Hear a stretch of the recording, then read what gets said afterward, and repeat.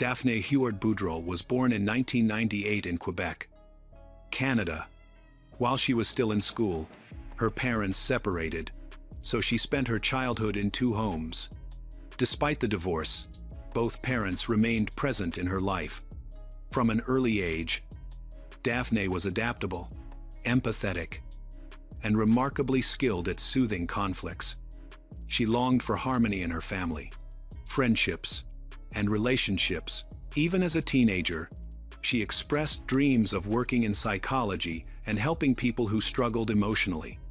By age 18, Daphne had graduated high school and was preparing for the next stage, choosing her profession and living independently. She already had a part-time job at a small store to feel financially free. On the outside, she seemed confident, but those close to her knew she was fragile. Anthony Pratelops, on the other hand, was born in Quebec but was placed under youth protection almost immediately after birth. By the age of 18 months, he had already lived in 3 different foster homes. He had been taken from his biological parents due to severe neglect, lack of basic care, and developmental risks. These early traumas left deep, lasting wounds. Later evaluations concluded that his capacity to form healthy emotional attachments had been severely damaged, though social services attempted to give him stability. The constant upheaval during critical years only worsened his condition. His early development was marked by explosive aggression, unpredictable behavior. Even in preschool, he struggled to form bonds with other children. He was distrustful, tense around adults, perceived emotional closeness as a threat. As a teenager, teachers complained about his behavior, and youth workers noticed he often had difficulty communicating. Beneath his anger was a profound fear of abandonment, a fear that shaped every relationship he entered, making them unstable from the beginning. For him, breakups were not a normal part of life. They were catastrophic losses. As he grew older, he became better at hiding his inner volatility, but he never learned to manage it.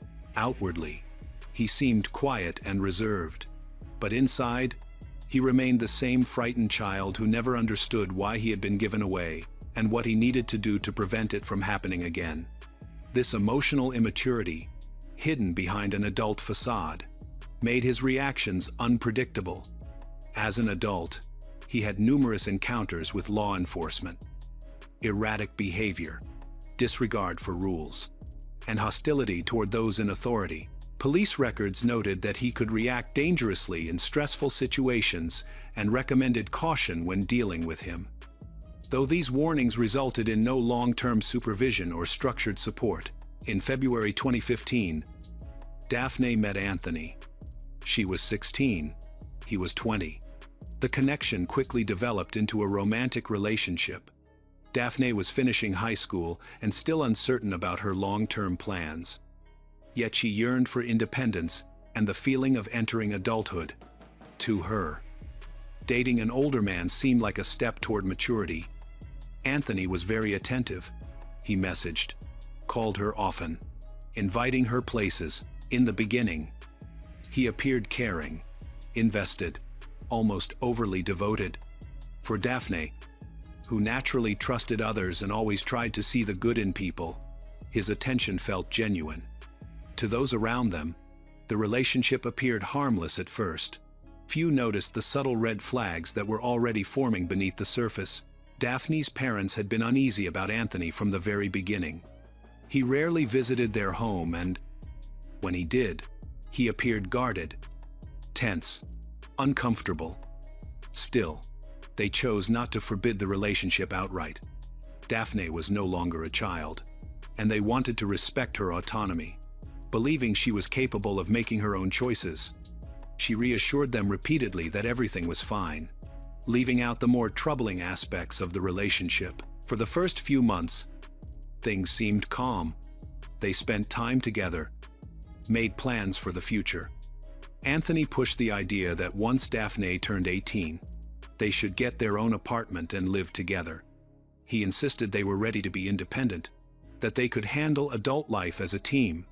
Although she hesitated, Daphne slowly gave in. She liked being seen as someone mature enough to build a life with an older partner. And because he made her feel valued, she was aware he wasn't steadily employed and mostly lived on welfare. But she didn't focus on it. He said health issues kept him from working and that it wouldn't last forever. Even though she paid most of their expenses, she wasn't worried about it. During this period, Anthony began showing possessive behaviors, though not yet openly aggressive ones. He was jealous of her classmates and acquaintances, reacted strongly to social media messages, asked endless questions about people from her past. Occasionally, he told her to stop talking to anyone he believed didn't respect their relationship. It seemed like ordinary jealousy, nothing extreme, at least not yet. Looking back, the winter and spring of 2015 were likely the calmest months of their entire relationship. Neither Daphne nor her family understood how unstable and dangerous Anthony truly was. From the outside, their romance appeared like a typical teenage relationship filled with excitement, dreams. But the early signs were already there: dependency, control, and shrinking personal boundaries. Bit by bit, Daphne noticed her independence slipping away, replaced by constant efforts to adjust to his moods. Each month, she bent a little more, setting aside her own needs. She convincing herself that love meant patience, understanding. When Daphne turned 18, she moved into a small rented apartment with Anthony. Her parents strongly doubted the decision, but tried to honor her choices. The apartment wasn't far from her hometown, which created an illusion of safety. Daphne wanted to prove that she could handle adult life, manage responsibilities, and build a real relationship. But everyday reality quickly revealed a truth she had never seen. Living with Anthony was far more difficult than she expected. He didn't work or attend school and spent most of his time isolated in the apartment. Against that backdrop, his bursts of jealousy, anger escalated. He demanded constant attention, questioned her every move, monitored her phone, and scrutinized her conversations. His mood swung wildly, from intense affection to explosive rage. Any attempt by Daphne to go out alone or meet with friends ignited resentment or aggression. He wanted full control. Even short phone calls could spark arguments. Soon, he criticized everything: her clothes, her tone of voice, even small habits she never thought twice about. Anything could be turned into a fight. The practical and financial responsibility fell entirely on Daphne. She worked to pay rent, buy groceries, manage the household, and hold everything together. But the emotional pressure only intensified. Anthony repeatedly reminded her of his past and his life attempt and used it as a weapon to keep her close. He insisted he couldn't survive without her. These manipulative threats guilt-trip Daphne, making her believe she is responsible for his happiness. The first serious rupture came when Daphne finally gathered the courage to end the relationship. She told Anthony she wanted to break up and began packing her belongings. His reaction was immediate and explosive. He tore through the apartment in a blind rage, smashing objects, hurling her personal items, ripping cushions, breaking furniture. The noise was so loud that neighbors called the police. Officers arrived, documented the scene, and ordered him to calm down. But despite the destruction, Anthony wasn't arrested. He received only a warning. Daphne's parents rushed over as soon as they heard what had happened.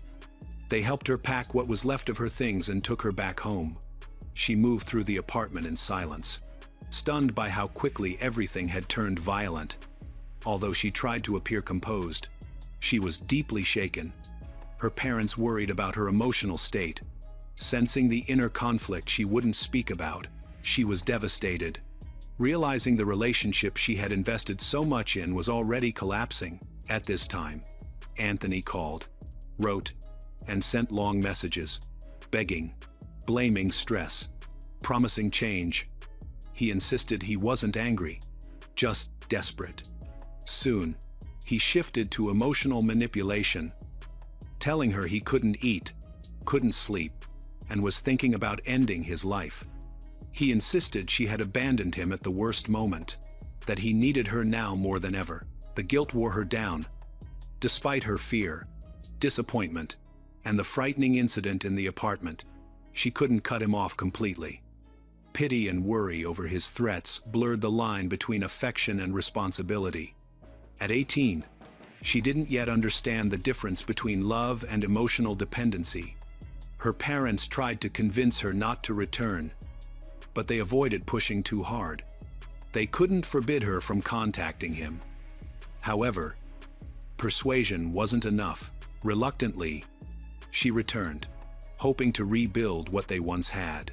But nothing improved. Moments of calm were quickly replaced by suspicion and the need for control. Anthony resumed monitoring her messages, demanding explanations for every absence, every conversation. Daphne began withdrawing. She stayed quiet, avoided confrontations, and stopped sharing her struggles with her family. Her self-confidence eroded. She was terrified that leaving him again might trigger another crisis or worse. Yet she also felt the relationship hollowing her out from the inside. Anthony sensed he was regaining power. He no longer needed visible aggression. His tactics shifted toward dependency. He used insults, silent treatments, and accusations of betrayal. Whenever she tried to express a thought or assert herself, he turned it into an attack. He insisted he couldn't survive without her, that something terrible would happen to him if she ever walked away. It became a psychological trap, caught between fear, pity, guilt, and hope. Daphne lost her ability to see the situation clearly. She lived in a constant state of tension, convinced she couldn't leave without causing him irreversible harm. Her attempt to save someone she cared about slowly cost her control over her own life. In March 2017, Daphne is determined to end her relationship with Anthony. She had already tried to rebuild this relationship too many times. This time, she simply packed her belongings, left their shared apartment, and didn't look back.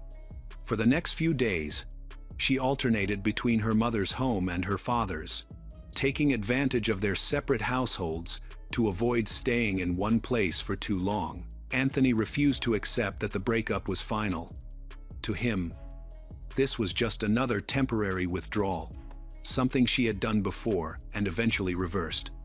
He continued sending her messages every day, shifting between desperate pleas for her to come back and angry accusations of betrayal. He called repeatedly, but Daphne never answered. When he could no longer reach her directly, he began contacting her parents, texting her mother to ask where she was. But he received no reply. Soon, he turned to her friends and acquaintances, asking if they knew where she was staying. He monitored her social media activity, checking when she appeared online. His efforts to reach her became increasingly intrusive. Relentless, Daphne eventually shut off her phone entirely, knowing that any response, no matter how small, would pull her back into the same destructive cycle. Anthony then began using intermediaries. He asked acquaintances to drive past her parents' homes to check if her car was there, searched for any opportunity to corner her into a meeting. Her silence wasn't a rejection in his eyes. It was merely a temporary obstacle he needed to overcome. Around this time, Anthony discovered that Daphne had begun seeing another young man, Alexis, her co-worker. He didn't know the details, but the idea alone was enough to push him into a dangerous emotional spiral. He felt humiliated, abandoned, and replaced. To him, Daphne hadn't simply left. She had betrayed him. Rejection was something he had never been able to process. Now, his agitation grew deeper, darker, and more volatile. Driven by anger and wounded pride, Anthony recorded a video message, posted it online. The video lasted several minutes. In it, he accused Daphne of destroying his life, said she had used him, manipulated him, and thrown him away. He insisted he loved her more than anyone ever would, yet she supposedly didn't appreciate it. While he made no explicit threats, The emotional volatility was unmistakable. He looked furious, unhinged. When Daphne's family discovered the video, they were horrified. Her father couldn't understand why the platform had not removed it immediately. To see the man who terrified his daughter publicly attacking her, without consequence, was deeply unsettling. But more importantly, the video exposed the truth.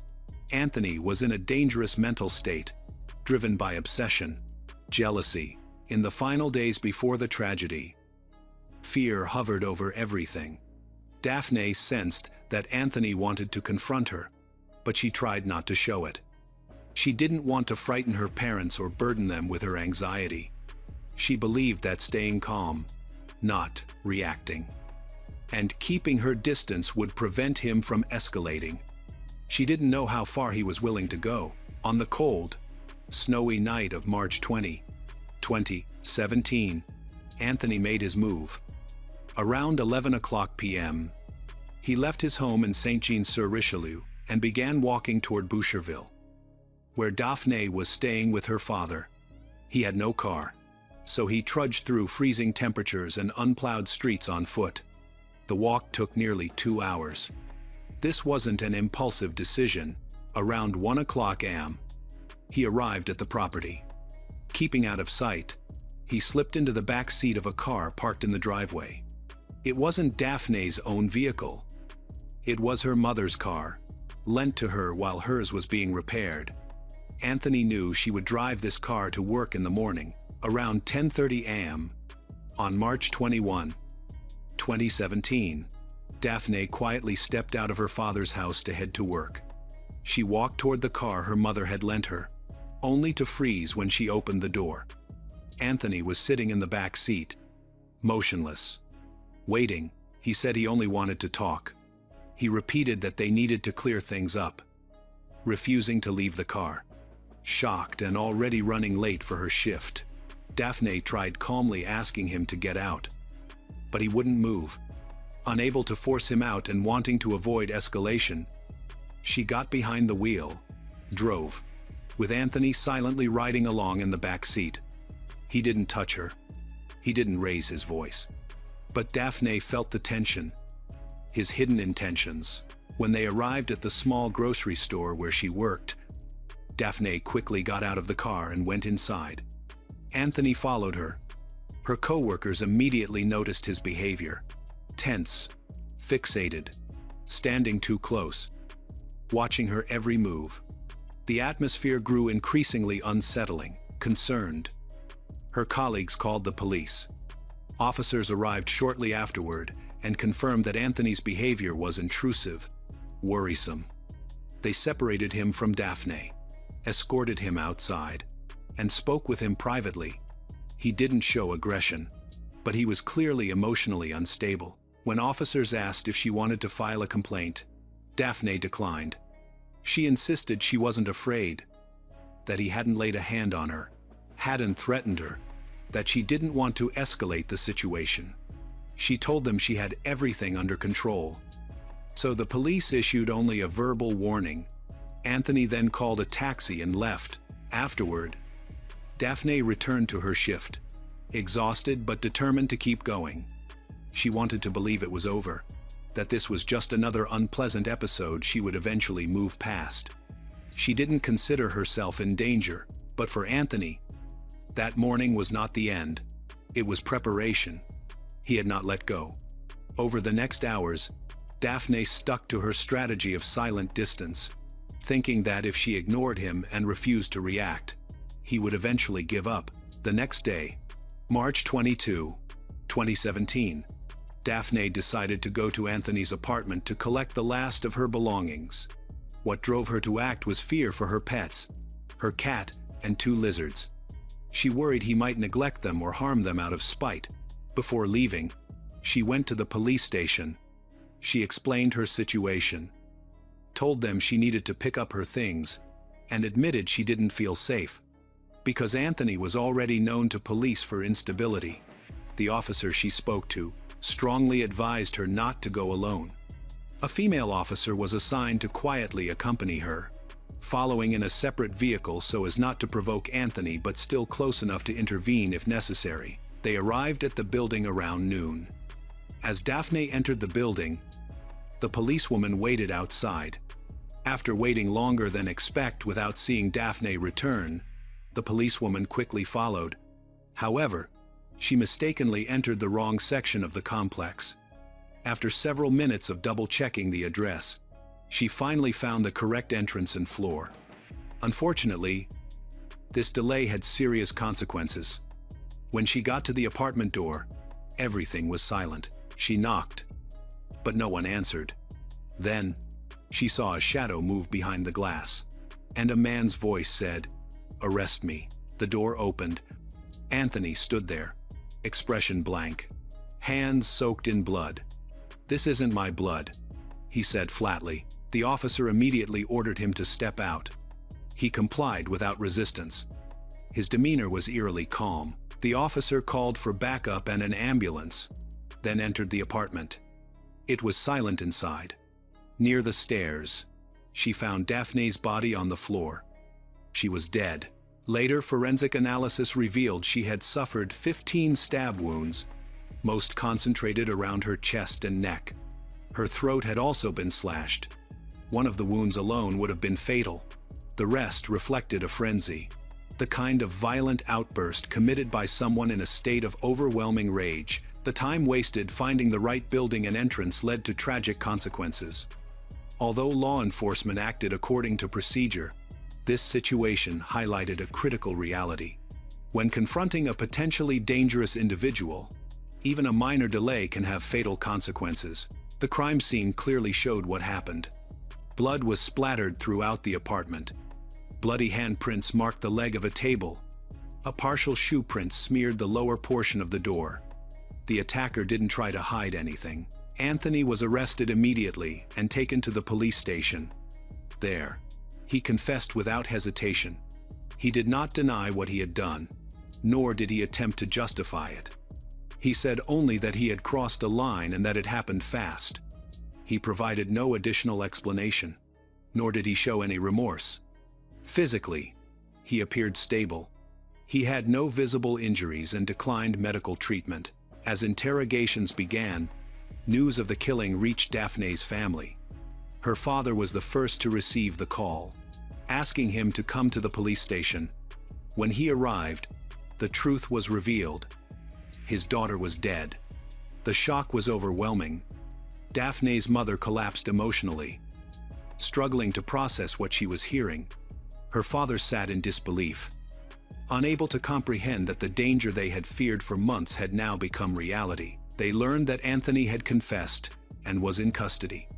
The family was initially instructed to stay away from the crime scene while technicians worked. Her father refused. He insisted on seeing his daughter, an image that would haunt him for the rest of his life. The investigation progressed quickly after Anthony's arrest. With his confession on record and the evidence overwhelming, the case proceeded to trial in 2019. He was ultimately convicted and sentenced to life in prison, with no eligibility for parole for the first 18 years. But public attention soon shifted toward a controversial aspect of the legal process. Prosecutors and defense attorneys reached a plea deal, reducing the charge to second-degree murder on the grounds that premeditation couldn't be conclusively proven.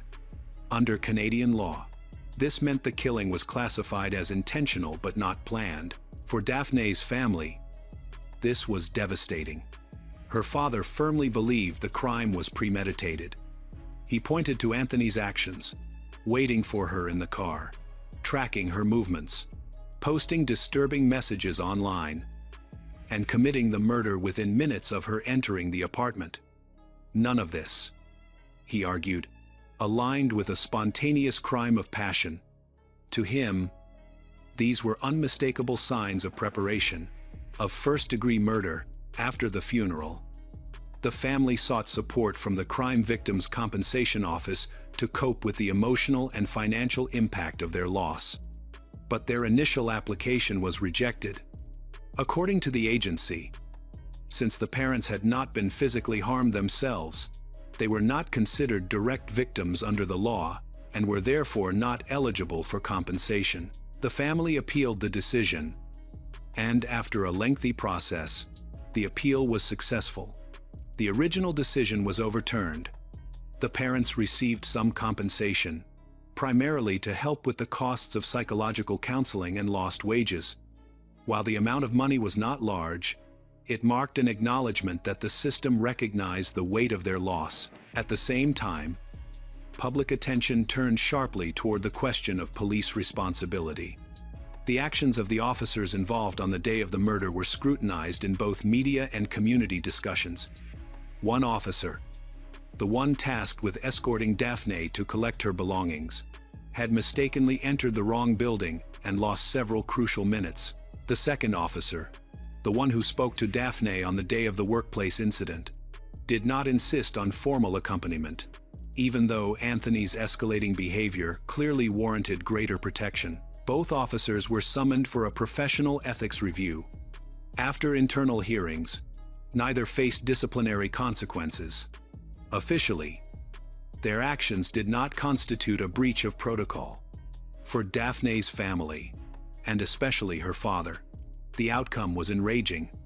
He publicly condemned the decision, stating that the police had gravely underestimated the risk. Anthony was already known to authorities as emotionally unstable and potentially dangerous.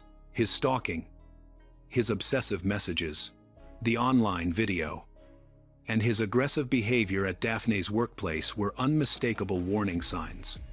In the father's view, every one of those signs had been minimized until it was too late.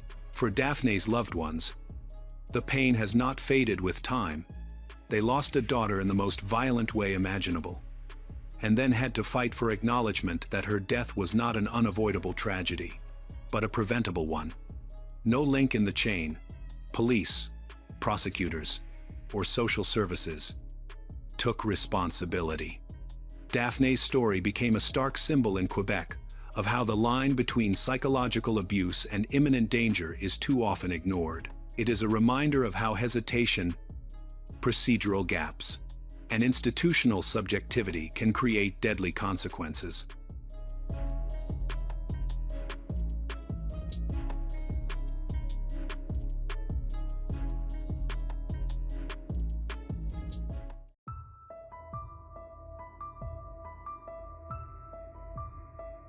Amy Billig was born on January 9, 1957, in Oyster Bay, New York City. Her parents, Ned Solomon and Susan Billig, had endured several miscarriages before her birth, making her their miracle child. A year later, on February 14, 1958, they welcomed their son, Josh. When Amy was 11 and Josh was 10, the family moved from New York to South Florida because of concerns about the city's high crime rate. They attended private schools, while their parents ran an art studio near Commodore Plaza. Amy is a gentle, friendly girl who embodies the free spirit of the 1970s. She loved music, played the flute, guitar, and often sang, and was a devout Jew. Amy loved to read, write, and often jotted down poems in her notebook. She loved animals, was a vegetarian, and dreamed of becoming an actress. She often hitchhiked, a common and generally accepted practice at the time. By early 1974, Amy was preparing to graduate from Adelphi Academy of Coral Gables on March 31, looking forward to pursuing her acting dream. But weeks before graduation, she disappeared without a trace, leaving her Coconut Grove community in shock. On Tuesday, March 5, 1974, Amy came home from school and made plans to meet friends later that day, plans she would never keep. She called her father's art studio to ask for money for lunch at Peacock Park. Her father, Ned, agreed, and she began walking to the store, less than a mile away. Dressed in a denim skirt, cork platform shoes, and carrying her camera, she chose to hitchhike there, something considered normal back then. She never arrived. When Amy didn't come home that evening, her mother Susan and younger brother Josh became worried. When her father said she had never been to the store, their concern turned to fear. Susan called Amy's friends and was alarmed to learn Amy had never met them for lunch. The family contacted the police, who initially told her not to worry and to call back if Amy didn't return by morning, by 6 a.m. The next day, March 6, Susan called the police again in panic, and an official search began. Investigators canvassed the area and soon discovered a possible lead. Witnesses reported seeing Amy getting into a white van near Coconut Grove that afternoon. On March 18, 13 days after Amy vanished, a college student hitchhiking near the Wildwood exit of Florida's Turnpike, about 250 miles from Miami, found her camera discarded in the grass. The camera was returned to the police, and the family confirmed it belonged to Amy. After developing the film, investigators found most photos unusable. But two caught their attention. They showed a light-colored, possibly white pickup truck parked in front of a house covered in vines. This matched witness accounts of Amy entering a white van the day she disappeared. However, detectives couldn't verify when or where the photos were taken. With no address, license plate, or other identifying details, the trail went cold. Desperate to find out the truth, Amy's mother, Susan, urged the police to search her daughter's room for fingerprints, believing that the kidnapper might be someone Amy knew. Initially, the police dismissed the idea, assuming that Amy had simply run away. But as time went on, it became clear she hadn't left on her own. Someone had likely taken her. When the police finally agreed to check Amy's room for fingerprints, all traces had been wiped away by the hot, humid Florida weather. It was a serious mistake and a lost chance to uncover vital clues about Amy's disappearance. Refusing to lose hope, Susan started her own investigation and hired a private detective. She and her husband, Ned, worked to spread the word, doing everything they could to let people know Amy was missing. They created posters in English and Spanish, organized a vigil in Amy's honor, and went door to door asking neighbors for any information. Susan also called the Miami Police Department almost every day for updates. In quiet moments, she would sit in Amy's room, filled with longing and trying to feel close to her daughter. One day, while in Amy's room, Susan happened to flip through her daughter's notebook and made a disturbing discovery. In an entry written 6 weeks before disappearing, Amy mentioned that she and a boy named Hank planned to go to South America, a plan she described as crazy. The revelation deeply unsettled Susan. Amy had always been open with her family, especially with her mother, sharing almost everything. So why had she never mentioned Hank or this strange plan to travel abroad? The silence was all the more ominous, and it would later become a key part of the case. 16 days after Amy vanished, Susan received a chilling call from twin brothers, Charles and Lawrence Glasser, both 16 years old. They claimed to be holding Amy hostage and demanded $30,000 in ransom. Police tracked down Charles and Lawrence and arrested them on March 22 at the Fontainebleau Hotel. Susan hoped this would be a breakthrough that would reunite her with Amy. But it turned out to be a hoax. They had never kidnapped Amy. Both Charles and Lawrence were charged with extortion and pleaded guilty. After that incident, Susan continued to receive false calls and tips, but she clung to every little clue. Yet some leads seemed believable. Many suggested that Amy had been kidnapped by a biker gang, possibly the Outlaws or the Pagans, both with reputations for abducting women. Witnesses even claimed to have seen Amy riding on the back of a motorcycle with a gang member on the day she disappeared. This theory gained traction. In the 1970s, the Outlaws and the Pagans were active in Coconut Grove, and people feared Amy had been taken by one of them. Following these leads, Susan eventually traveled to a convenience store near Orlando. When shown Amy's picture, the manager immediately recognized her. A girl matching Amy's description entered the store with two men who looked like motorcyclists and bought a can of vegetable soup, a detail that caught Susan's attention because Amy was a vegetarian. The manager added that the girl barely spoke, and the men referred to her as Mute, sometimes calling her Mellow Cheryl. This deepened Susan's belief in the biker gang theory. Determined to find the truth, she began speaking directly with gang members, searching for any hint that could lead her to Amy. In January 1976, a former biker named Paul approached Susan. Claiming he had information about her daughter, he invited her to his home, where he admitted that during his time in the gang, he had owned Amy. Paul described her as quiet, submissive, and nearly mute, just as others had said. According to him, Amy was still alive but held captive by the gang. Susan was skeptical, so she asked Paul to describe something unique about Amy's appearance. His answer shocked her. He accurately mentioned a scar on Amy's stomach, a detail only Susan knew and had never shared publicly. The revelation convinced her that Paul was telling the truth. Soon after, he called again, claiming that Amy was being held at a violent biker bar in Tulsa, a notoriously dangerous place. Despite the danger, Susan was ready to do anything to rescue her daughter. When she met Paul at the bar, chaos broke out. Before she knew what was happening, another cyclist escorted her out and put her in a waiting taxi to take her back to the hotel. Soon after, Paul contacted Susan again through her lawyer. This time, he claimed that Amy was in Seattle. Despite recently suffering a heart attack, Susan refused to rest. She immediately traveled there, determined to continue searching for her daughter. Unfortunately, all her efforts were in vain. The young girls she met were not Amy.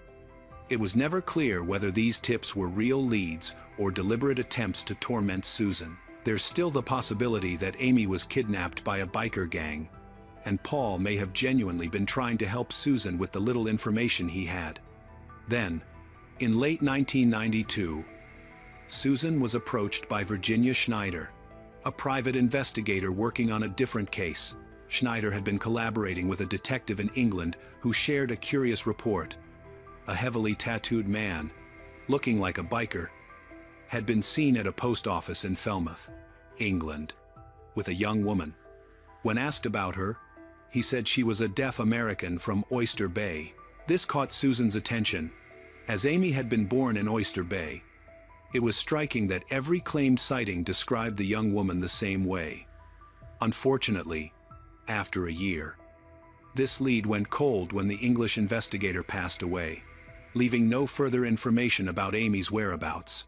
In the following years, disturbing details began to surface. In 1997, Paul's wife told police that before his death, Paul had confessed the truth: the biker gang was responsible for Amy's disappearance, and according to him, they had killed her. Paul reportedly admitted that Amy was abused by some biker gangs at a pagan gang party in the Everglades. She had resisted and cursed at them. The gang hadn't originally planned to kill her, but when she continued to fight back, they reportedly drugged her to force compliance. This banned substance accidentally caused an overdose, leading to death. According to Paul, the bikers disposed of Amy's body in a nearby swamp filled with snakes, explaining why she was never found. However, it is also possible that this entire story was fabricated and that Paul's wife was seeking attention from the media. For Susan, hearing such claims was devastating. Each new revelation only deepened her pain, but she refused to give up hope that Amy might still be alive. Just a few months after Amy disappeared, while Susan was delving into the dangerous world of biker gangs searching for her daughter, she began receiving disturbing phone calls. Sometimes there was only silence. Other times, she heard nothing but a man's heavy breathing. Police were never able to identify who was calling. Most of the calls came from scattered payphones, and without security cameras nearby, tracking the caller was nearly impossible. Investigators could only narrow down the general locations, but the caller always stayed a step ahead, switching to different payphones to avoid being caught. It seemed he knew about the surveillance and was deliberately playing a cruel game. For nearly 21 years, he relentlessly harassed Susan. Sometimes he would call 7 or 8 times a day, while other times months would go by without a sound, making the torment unpredictable and constant.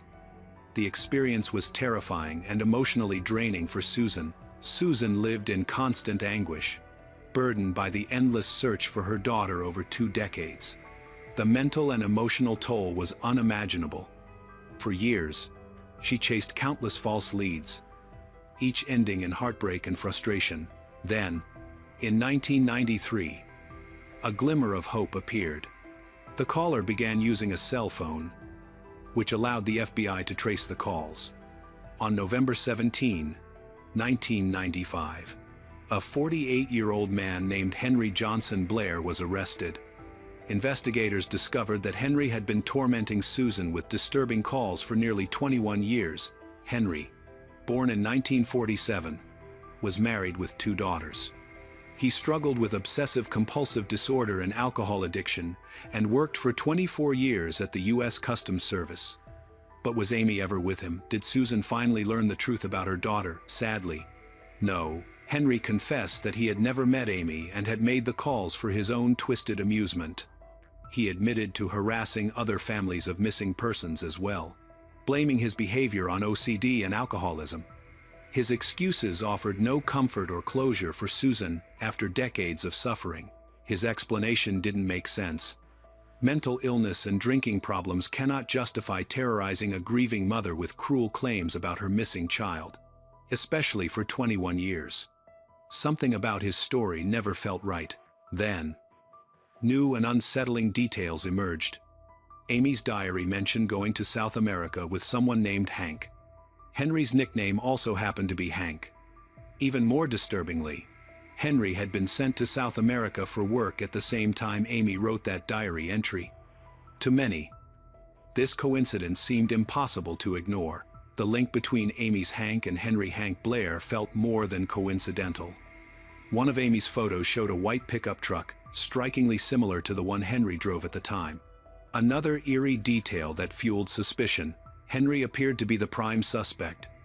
Could Amy have known him? Had she left behind a clue no one had yet understood? Despite these connections, no direct evidence ever tied Henry to Amy's disappearance. He was charged only with aggravated stalking and served 2 years in prison. After enduring years of torment, Susan sued Henry and eventually reached a $5 million settlement. The bizarre coincidences surrounding Henry and his possible connection to Amy remain haunting. While no proof links him to Amy's disappearance, the overlap between his life and hers is difficult to dismiss. Nothing definitively shows that Henry abducted Amy. But the timing of his South American work trip, Amy's diary entry about going there with Hank, and the photo of the white truck seem too closely aligned to be random. It's entirely possible that Henry and Amy had crossed paths before, perhaps forming a relationship that evolved into a dangerous obsession, explaining why Henry tormented Susan for so many years after Amy vanished. The theory involving a biker gang was always speculation. But Amy's diary entry and the troubling details about Henry stand out as unusual. Henry never explained the white truck seen in photos or Amy's mention of someone named Hank in her diary. Henry died in Florida in 2006 at the age of 59, leaving Susan with no news from Amy and only vague clues. Was Amy still alive somewhere? Possibly held by a biker gang? Did something tragic happen to her in the Everglades? Or did Henry, also known as Hank, somehow evade serious consequences, keeping the truth about Amy's disappearance, and perhaps her death, a secret forever? None of these questions have ever been definitively answered. Amy's diary entry is a key element in the mystery, impossible to overlook, and suspicion about Henry still lingers. Even after more than 30 years, Susan never stopped searching for her daughter. She pursued every possible lead and worked relentlessly to keep Amy's case active and her memory alive. A Facebook page dedicated to Amy Billig was later created, giving Susan another way to hold on to hope that Amy might one day come home. Sadly, Susan passed away from a heart attack on June 7, 2005, at the age of 80, never seeing that hope fulfilled. Throughout her search, she remained a symbol of determination, a mother willing to face any danger to bring her daughter back. She never found peace or closure. Amy's younger brother, Josh, a stonemason, continues to update the Facebook page, honoring their mother's devotion and keeping hope alive that Amy might still be found. The search for Amy has never truly ended.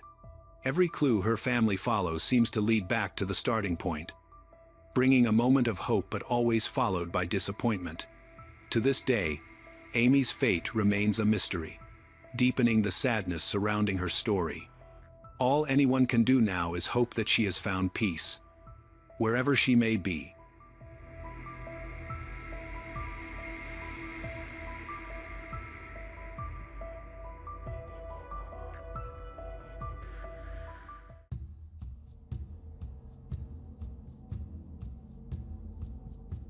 On the evening of Friday, October 13, 1995, a 16-year-old girl staggered into a hospital in Abbotsford, Canada, in a state of near unconsciousness. Her body was covered in blood, and her head bore multiple severe wounds, leaving the doctors stunned. No one understood how she had managed to get to the hospital on her own. But as she teetered between life and death, her fragmented words revealed a nightmare that had just unfolded in the darkness, where two teenage girls were abducted in the street, one fighting back desperately, the other vanishing without a trace. From that moment, the entire city of Abbotsford was gripped by fear. A ruthless predator was at large, sending anonymous calls challenging the police, seemingly aware of every step of the investigation, as if he were watching them every second.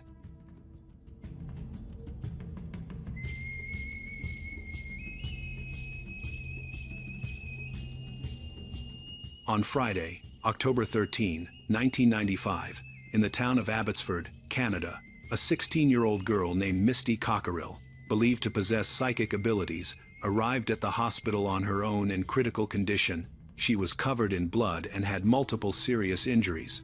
She demanded an X-ray, and doctors discovered multiple skull fractures. They immediately began treating her, astonished that she had managed to reach the hospital on her own. When police arrived, Misty was still very weak, having just undergone several emergency surgeries to save her life. Despite this, she was conscious and able to speak to them. Misty told them, in a disoriented and fragmented way, what had happened. She and her friend Tanya Smith had gone across town to meet friends at a Halloween-themed party. Afterward, they planned to return to Misty's house for the night. Misty's parents were still at work, so the girls decided to stop by another classmate's house first. As Misty and Tanya walked through a neighborhood full of young people, a strange man suddenly appeared and forced them into a bush by the roadside. Everything happened so quickly they couldn't react. He led them to a secluded forest where no one could hear their cries for help, and then ordered them to undress. Tanya obeyed out of fear, but Misty decided to fight back, believing they wouldn't survive otherwise. The attacker had a bat. When Tanya finished undressing, he threw her clothes aside and prepared to assault her. At that moment, Misty grabbed the bat and struck him several times. But she was too weak to overpower him. He quickly turned on her, wrestled the bat from her hands, and struck her repeatedly on the head. Doctors later determined that Misty had been hit at least 7 times, leaving her with multiple skull fractures. Fortunately, she survived, but her attacker was unaware. When she awoke, both the attacker and her friend were gone. Using the last of her strength, she made her way to the hospital. Realizing the seriousness of the situation, police immediately launched a search for Tanya. They went to the area Misty described and found signs of disturbed ground, evidence that confirmed an attack had taken place there. However, they found no trace of Tanya that night. The search resumed early Saturday morning. More police officers and local volunteers joined in, all hoping Tanya had survived. Meanwhile, about 30 kilometers outside Abbotsford, a fisherman noticed some clothing hanging from bushes near a river. Thinking it looked suspicious, he contacted the police. An officer responded and found women's clothing at the scene. When he searched further downstream, he discovered the body of a young girl in the water. The victim was soon identified as 16-year-old Tanya Smith. Investigators also found tire tracks near the riverbank, suggesting Tanya was killed elsewhere, and her body was transported there to conceal evidence. Shoe prints, likely belonging to the attacker, were also found, and casts were taken of all the evidence. When the Abbotsford police received this information, a detective returned to the hospital to speak with Misty, the only possible witness who could describe the suspect. Unfortunately, her condition had worsened overnight. She was placed in an induced coma, while doctors performed several surgeries to reduce brain swelling. Misty remained in critical condition, and doctors were unable to predict whether she would survive. Meanwhile, the investigation continued with few clues. The motive and the identity of the attacker remained unknown. To protect Misty, the sole witness, police were stationed at the hospital around the clock. When the autopsy of Tanya Smith's body was completed, it revealed how brutal the attack had been. She had sustained head injuries similar to those of Misty, likely caused by the same bat. There were several deep scratches on her back, suggesting she may have been dragged across a metal object. One theory was that she was injured while being loaded into or pulled out of the car trunk. Water found in her lungs indicated she was still alive when thrown into the river, meaning she died from drowning, not her head wounds. During the evidence-gathering process, investigators discovered that Tanya had been subjected to abuse shortly before her death. The most revealing clue was a bite wound on her right breast, which contained enough biological material to create a DNA profile of the attacker. However, in 1995, DNA testing technology was limited, making the analysis process time-consuming. Even so, the ability to perform DNA testing was a major step forward, offering hope of obtaining information about the perpetrator. Furthermore, DNA results were then considered conclusive evidence in court. Even so, the wait for results was quite long. During that time, investigators had to find a faster approach. They examined the bite marks, a crucial clue that helped forensic dentists identify the perpetrator's teeth. The dental analysis revealed that the perpetrator had crooked, chipped, and cracked front teeth. Saliva samples were also collected from the bite mark for potential DNA matching, but a suspect was needed for comparison, lacking further evidence. Canadian authorities sought assistance from specialists in the United States. An American expert in forensics and psychiatry joined the investigation to develop a psychological profile of the killer. He quickly noted that abducting two victims at once was highly unusual, suggesting the perpetrator was confident, physically strong, and in control. The profile also indicated that he was likely a large, powerful man with a history of violent crimes, someone familiar with the area and skilled at hiding evidence and choosing isolated crime scenes. Investigators concluded the killer was likely a local resident rather than a traveler. At that time, the population of Abbotsford had exceeded 100,000. The police began thoroughly reviewing all individuals with criminal records, particularly those who had previously committed abuse-related offenses, but they still have not obtained any results. At the same time, detectives began questioning the friends who had spent the previous evening with Misty and Tanya, hoping to gather more information.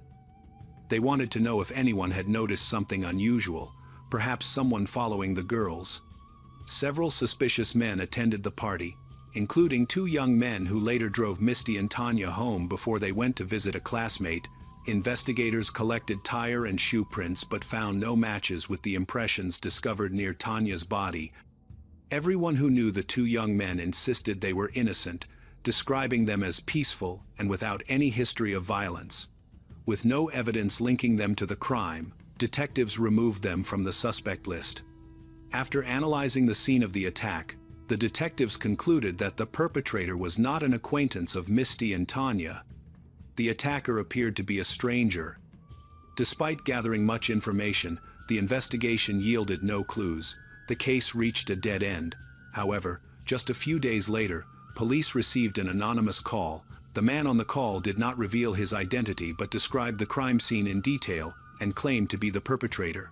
Before hanging up, he mentioned an intimate detail about Tanya's injuries that had never been released to the public, proof that he was indeed involved.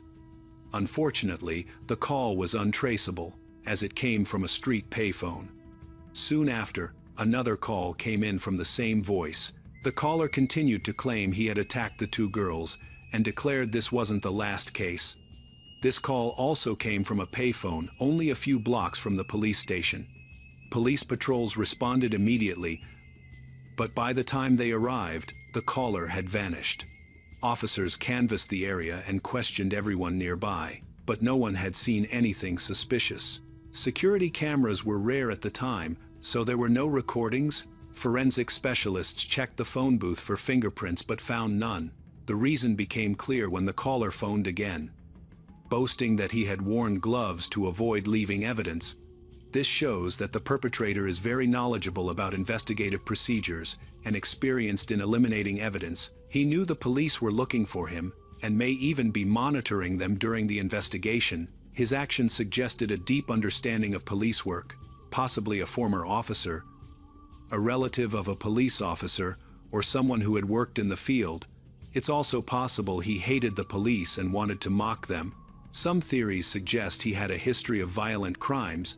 However, no recent cases in Abbotsford matched this pattern. By the time Tanya Smith's funeral took place, the entire community knew about the tragedy, and widespread fear resulted in a large turnout. Police were present, closely monitoring and filming, believing the killer might appear to observe the public's reaction and gloat over his crime. But the funeral proceeded without incident. Soon afterward, another call came in. The same voice announced that he planned to strike again. The call was traced to a payphone near a bar, just a few blocks from the police station. Patrol cars were dispatched immediately, but still no one was caught. On November 17, more than a month after the initial attack, news arrived that Misty had survived and was finally released from the hospital. Her doctors called her recovery a true miracle, because she was still a key witness and potentially in danger. She and her family were placed in the Witness Protection Program and moved directly from the hospital to a secret location. Their new home was over 100 kilometers away from the crime scene and considered secure. The family was strictly forbidden to reveal their whereabouts, even to close friends or relatives. Although Misty had physically recovered, she continued to suffer from deep psychological trauma. The police interviewed her again to get a description of the attacker and created a composite sketch based on her account. However, its accuracy was doubtful, as doctors had warned that Misty's memory was unreliable due to her condition. She had undergone multiple surgeries and was expected to live with the lasting effects of the assault, including partial memory loss and confusion. Nevertheless, lacking other clues, the police continued their investigation based on it. After releasing the composite sketch, they received several tips, but none were useful. The detectives then decided to change tactics when they found recordings of the killer's voice. A linguistics expert was invited to take part in the investigation and found that his voice had a distinctive timbre, which would likely allow local residents to recognize him. Short clips of the recording were released publicly alongside the composite sketch. Soon, a tip led to the identification of a local dealer in banned substances who resembled the sketch. He was a large, athletic ex-baseball player with a long criminal record. The police detained him easily, but when Misty saw him, she couldn't confirm he was her attacker. Further checks, including dental comparisons and voice analysis, proved he wasn't the perpetrator, and he was cleared as a suspect. Following this failure, public criticism of the police grew. Then, the situation worsened when the killer stopped making contact. The harassing calls ended, and investigators feared he had left the city. But on February 17, he resurfaced in a disturbing way. A caller contacted a local radio station and told the DJ to inspect a car outside. There, they found a radio playing music on Tanya Smith's grave, which had been placed there on the day of her funeral. According to a psychiatrist, this act indicated the killer was focused on instilling fear in a few people rather than the whole community. The criminal had also stolen Tanya's headstone and scrawled a threatening message on it, saying it was time for her to move again, this time to the cemetery. Soon after, a local woman reported that a wrench with a blue envelope taped to it had been thrown through her window. Inside was another message from Tanya Smith's killer. This time, the killer made a crucial mistake. Although he usually wore gloves, taping the envelope to the wrench left a partial fingerprint on the adhesive. Investigators were hopeful that this print would identify him through the national database. However, no matches were found, indicating the suspect had no previous criminal record. Attention then turned to the letter itself. In it, the writer claimed responsibility for several similar attacks, saying his first victim had been a girl he assaulted near Abbotsford Hospital. The second victim was a girl he abducted near a McDonald's. Another attack occurred about a year before the attack on Tanya and Misty. According to subsequent investigations, all the victims survived, but they did not report the incident to law enforcement. Notably, the first victim was a 12-year-old girl. When describing the attack, the perpetrator used police language. This confirmed the suspicion that he could be a former police officer or a current law enforcement officer, since none of the evidence led to the killer. Detectives decided to use special equipment installed in the police call center. It was designed to more quickly track calls so that the next time someone tried to contact and harass law enforcement, they could more quickly and accurately identify the booth where the perpetrator was located, to reach the payphone as quickly as possible. Several rapid response teams were created and strategically positioned throughout the city. This trap allowed the nearest payphone to be reached in about a minute. To motivate the criminal to call, a carefully crafted press release was once again used. His text was carefully crafted not to provoke the killer to commit another crime, but to entice him to call again with taunting remarks. But he seemed to sense he was being hunted, so he didn't respond. After this, many more clips of his voice were made, which continued to be broadcast on radio and television. Detectives hoped someone would recognize the distinctive voice and contact the police station. Soon, the police department's phone rang, but instead of the usual taunts, the dispatcher heard a female voice. The woman reported that the voice on the radio and television sounded like her son.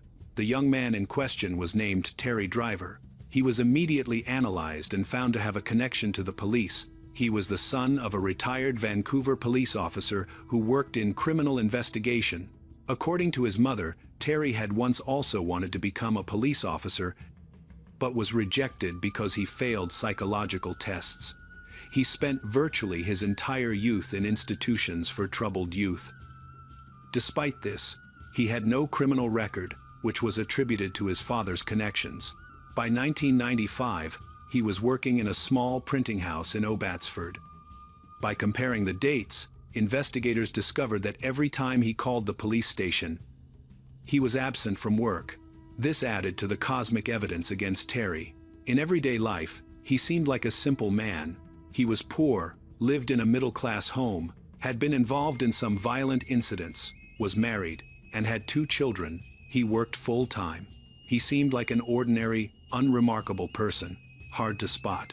When photographs of this 31-year-old man were obtained, it turned out he looked nothing like the composite sketch Misty had given him. Although doctors had warned that the information could be seriously distorted, this now raised suspicions that they had once again found the wrong person. In any case, this lead had to be investigated. As soon as the police contacted Terry and asked about the connection with Tanya Smith and the mystic Carol, he immediately refused to cooperate and claimed he didn't understand what they were talking about. He was then asked to provide a DNA sample and fingerprints to eliminate him as a suspect. Terry refused and demanded a lawyer. By law, without compelling evidence, investigators could do nothing serious to stop the perpetrator. The maximum they could do was detain Terry for 24 hours and keep him under observation during that period. Nevertheless, he took the next step himself, suddenly agreeing to provide fingerprints on the condition that they be taken in the presence of a lawyer. When he called the station to report this, the officer on duty recognized the same mocking voice, Terry. Unaware that the police already had his partial fingerprint, felt no apprehension about providing it. When they were removed, 11 matches were found. This was enough to identify the man who killed Tanya Smith. The first people the detectives called after this were the Vengeance family. The capture of the criminal was a great relief to them. They could now feel safer. But they wanted the criminal convicted and finally taken off the streets. Once Terry was apprehended, investigators began analyzing and comparing all the information they had to put the prime suspect behind bars for good. They checked his computer and printer, where they found saved emails. They were identical to the note the criminal had thrown out the window with a wrench. Terry's dental and DNA samples also matched the traces found on Tanya's body. When reviewing security camera footage from Tanya's funeral, they realized Terry was also present. He even pretended to cry, while remaining quiet and inconspicuous. 2 years after the brutal attack, Terry's trial began with charges of first-degree murder and first-degree attempted murder. The prosecutor had compelling evidence against Terry, including irrefutable DNA, fingerprints, and dental records. Against this evidence, all justifications were rendered meaningless.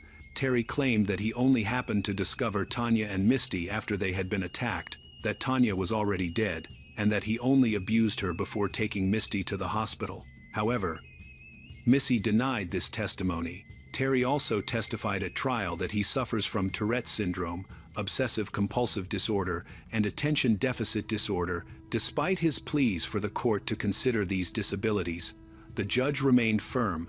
The prosecution meticulously prepared the case, clearly demonstrating the motive for abuse, which convinced the jury. Terry Driver was convicted of all charges, even though his defense lawyer had made every effort to lessen the severity of his crimes. He was sentenced to life imprisonment without parole and incarcerated in 1997. In 2001, Terry appealed but failed, citing mental illness. Subsequent appeals were also denied. All this time, investigators continued to investigate Terry's involvement in the crimes he described in the note. At a later trial, he was found guilty of 2 more assaults. In 2006, his lawyer succeeded in having the court's decision overturned. Terry argued that he suffered from mental illness and was transferred from prison to the Abbotsford Treatment Centre for evaluation and treatment. The Correctional Service of Canada was criticized by the public for this decision. People did not want this dangerous man to be released. Misty's family was especially worried, as the offender had a greater chance of escape there.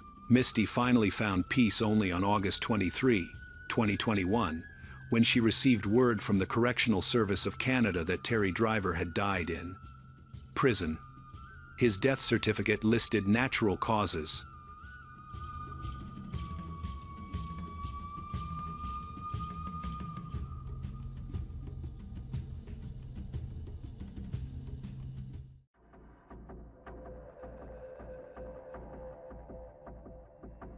Love is often viewed as a beautiful and gentle emotion, connected to life's most cherished moments. But when love loses its balance, it can become incredibly dangerous. When control replaces concern, when jealousy overrides reason, emotions can turn into obsession, and in the darkest cases, into an unforgivable crime. The story of Maritza, Emilio, and their daughter Joandra is not just the tragedy of a broken family. It is a series of wrong choices spanning years, pain fueled by hatred, obsession. Above all, it serves as a terrifying warning that the past, if not let go of, can return to destroy the present. To understand why this tragedy happened, we need to go back in time to where it all began.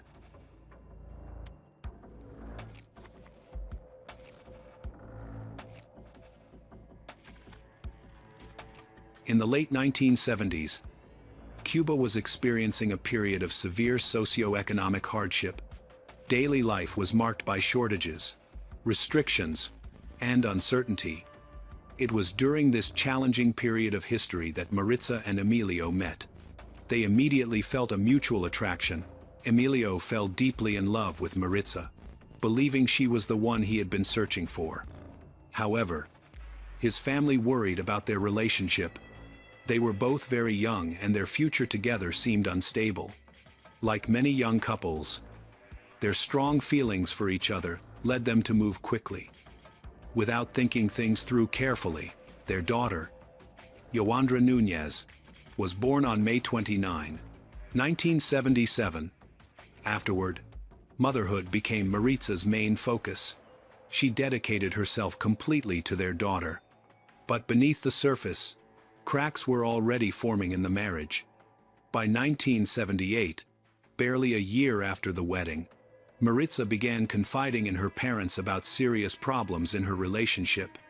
The household was tense, arguments were frequent, and the situation deteriorated further after Joandra's birth. Emilio loved his daughter deeply, but his idea of fatherhood was rigid, controlling. He distrusted Maritza's ability to raise their child and became increasingly possessive. Maritza, in turn, grew alarmed by his jealousy, aggressive behavior. Emilio, however, blamed their struggles not on himself, but on the oppressive political, social, and economic environment in Cuba. Eventually, Emilio began talking about escaping the country. He confided in a friend he trusted. That trust was misplaced. The friend reported him to the authorities. Emilio was arrested and classified as a political prisoner. He faced a sentence of up to 20 years in a Cuban prison for attempting to flee the country. Despite everything, Maritza and Emilio did not immediately separate. There were still feelings between them. But prison walls created an insurmountable distance. Emilio was cut off from his wife and from his daughter's life. During his incarceration, he was subjected to psychiatric treatment, including electroshock therapy, procedures he later described as degrading, traumatic. By 1980, Joandra was nearly 3 years old, and Cuba was on the brink of massive change. That year marked the beginning of the Mariel boat lift, a mass exodus in which more than 125,000 Cubans fled to the United States, most heading to Florida. For many, it represented escape, survival, and the promise of a new life. Maritza was among those who left. She managed to reach Miami, but was forced to leave Joandra behind in Cuba, under the care of her grandmother. Determined to reunite her family, Maritza worked tirelessly, saving money and navigating the complex immigration system, hoping one day to bring her daughter and mother to the United States legally. For nearly 9 years, Maritza rebuilt her life in America. In 1989, she remarried. Her new husband, Armando Martin, provided stability and support. Together, they had a son. The marriage also made it possible for Maritza to finally bring her loved ones, most importantly, Joandra, to the United States. For the first time in years, mother and daughter were reunited. Life seemed to be moving in a hopeful direction. That same year marked a turning point for Emilio as well. As part of broader political changes, he was released, granted the opportunity to seek asylum in the United States. He dreamed of starting his life over. But by then, Maritza had built a new life, and Emilio struggled to re-establish contact with her or with Joandra. Before leaving Cuba, Emilio remarried, began rebuilding his life. Eventually, he traveled to the United States with his new wife and her son. Ironically, shortly after arriving in Miami, Emilio coincidentally met Maritza and Joandra. Joandra, now around 10 years old, did not recognize him. To her, he was a stranger. Emilio longed to embrace his daughter, but the child was visibly frightened. For Emilio, that moment was devastating. A painful reminder of all that he had lost and could never get back. Emilio had no choice but to keep moving forward, adapting to life in a new country, while clinging to the hope that one day he could repair his relationship with his daughter. He and his newlywed wife moved into a mobile home on a farm, where Emilio worked as a caretaker and property manager to make a living. The family struggled financially and barely made ends meet. But Emilio refused to return to Cuba under any circumstances. Despite the cramped living conditions, Emilio always kept a separate room prepared for his daughter, just in case she ever chose to live with him. He often admitted that Joandra occupied a special, irreplaceable place in his heart. He thought about her constantly, replaying memories and wondering how her life was unfolding without him. Emilio longed to reconnect with his child, but Maritza firmly opposed the idea of her daughter having a close relationship with her biological father. At that time, Joandra lived with her mother and stepfather in the Miami area, near North Lauderdale. By the time she completed elementary school, Joandra was considered one of the brightest students in her class. She was cheerful, sociable, quick-witted, and academically gifted. However, everything began to change once Joandra entered her teenage years. After transferring to Oakland Park Middle School, her behavior shifted noticeably. Her grades declined. She began skipping classes, and she grew increasingly withdrawn. When friends asked what was wrong, she hinted that things at home had become difficult. At first, her family attributed the changes to the stress of adjusting to a new school. But over time, the situation worsened. There were no reports of conflicts with classmates, yet Joandra seemed emotionally distant. At the age of 15, she began dating a boy named Angel. In November 1992, Joandra discovered she was pregnant. Terrified and unsure what to do, she eventually told her mother. Maritza's reaction was harsh. Rumors later circulated that Maritza had physically struck her daughter. Some people believe she used a belt to punish Joandra. These allegations were never officially confirmed, and no domestic violence reports were filed. Joandra herself never spoke publicly about abuse. Still, her friends believed that tension and poor communication at home were at the root of her emotional decline. Joandra reassured those closest to her that everything would soon return to normal. On the evening of Wednesday, November 25, 1992, Joandra unexpectedly offered to wash her parents' car, an unusual gesture that stood out. However, with Thanksgiving approaching the next morning, her family didn't give it much thought. Maritza and her husband assumed Joandra was simply trying to be helpful or make peace. The following morning, the household stirred awake, except for Joandra. She remained in her bedroom long after everyone else was up. After several hours passed, her continued silence became alarming. Maritza and her husband went to check on her. When they entered the room, they found Joandra lying on her back in bed, her eyes open, completely unresponsive. Panic set in instantly. Maritza called emergency services, but when paramedics arrived, there was nothing they could do. Joandra was pronounced dead at the scene. The investigation determined that Joandra had died from a gunshot wound to the chest. She had used a .25 caliber pistol that belonged to her mother. The firearm was typically kept in the trunk of Maritza's car for self-defense. Investigators soon realized the significance of Joandra's offer to wash the car the night before. It had been a way to access the weapon. Initially, detectives examined the possibility of foul play involving family members. However, forensic evidence ruled that out. Gunshot residue was found on Joandra's hands, and her fingerprints were present on the weapon. A suicide note was also recovered. The medical examiner concluded that Joandra Núñez had taken her own life. Although Maritza and her husband remained under scrutiny for a short period due to standard investigative procedures, no evidence supported claims of violence or coercion. Ultimately, both were cleared, and the case was officially closed. Joandra's death devastated her family. The loss was incomprehensible. 3 days after Joandra's death, Emilio received a phone call from a friend.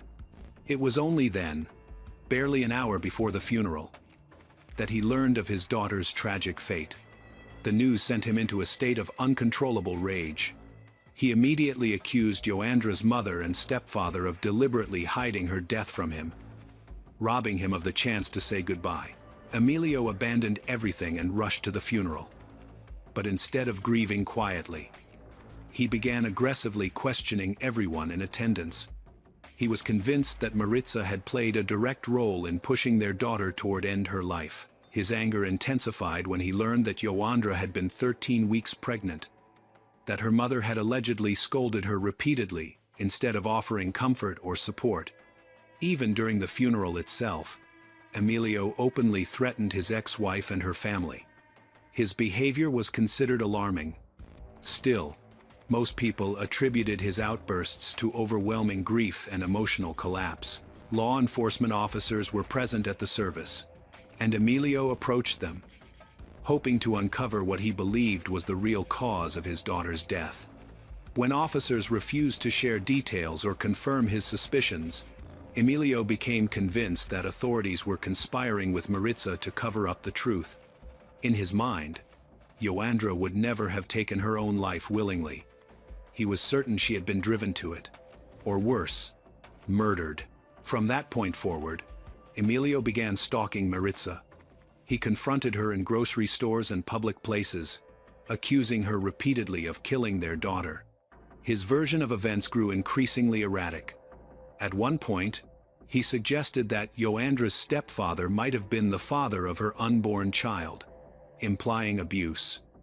Emilio ignored the fact that Joandra had left a suicide note identifying her boyfriend as the father. Emilio became convinced that Maritza had psychologically destroyed Joandra and manipulated her into ending her life. He criticized the official investigation, calling it superficial and prejudiced. He accused the detectives of not caring about immigrant families. Those close to Maritza believed the accusations were baseless. She was devastated by her daughter's death, sank into profound grief. Eventually, she sold the family home, unable to bear the pain of walking past Joandra's bedroom. Even after moving, Maritza would sometimes return to the neighborhood, sitting in her car near the house for long stretches, staring silently and crying. Her own way of coping with unbearable loss. Another reason for the move was Emilio's escalating harassment. His relentless threats, visible rage made Maritza and her husband fear for their young son's safety. They ultimately relocated to another part of Florida to stay with relatives. Maritza sought help from police and requested a restraining order against Emilio. Instead of granting it, officers discouraged her, warning that such an order might only provoke him further. Effectively, her request was denied.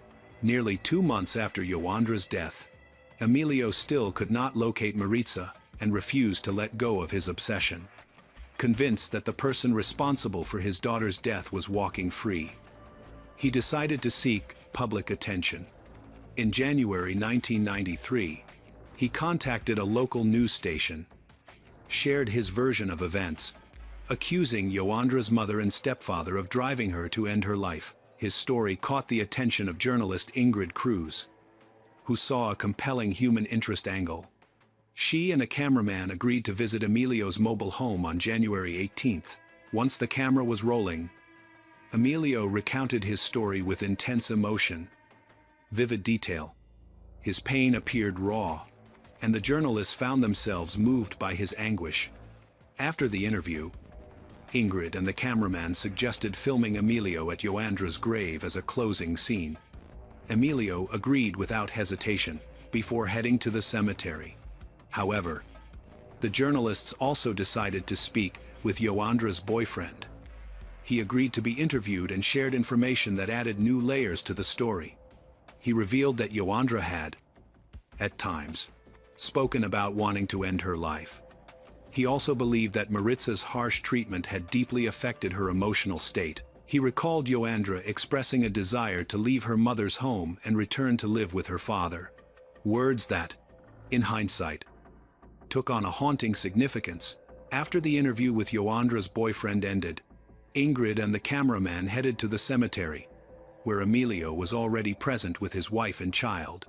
He visited his daughter's grave every single day, leaving fresh flowers and remaining there quietly for about half an hour. But this visit would unfold very differently. As filming began, a car slowly passed by. By sheer coincidence, Maritza had also come to the cemetery that day to pay her respects to their daughter. While Emilio stood near the grave, Ingrid and the cameraman approached Maritza's vehicle. Ingrid knocked on the window and began asking questions. After placing flowers at the grave, Emilio noticed what was happening and rushed toward the car, shouting angrily at Maritza. Ingrid attempted to calm him, hoping to preserve the interview and de-escalate the situation. But emotions quickly spiraled out of control. Maritza did not respond. She remained silent and stayed in the car.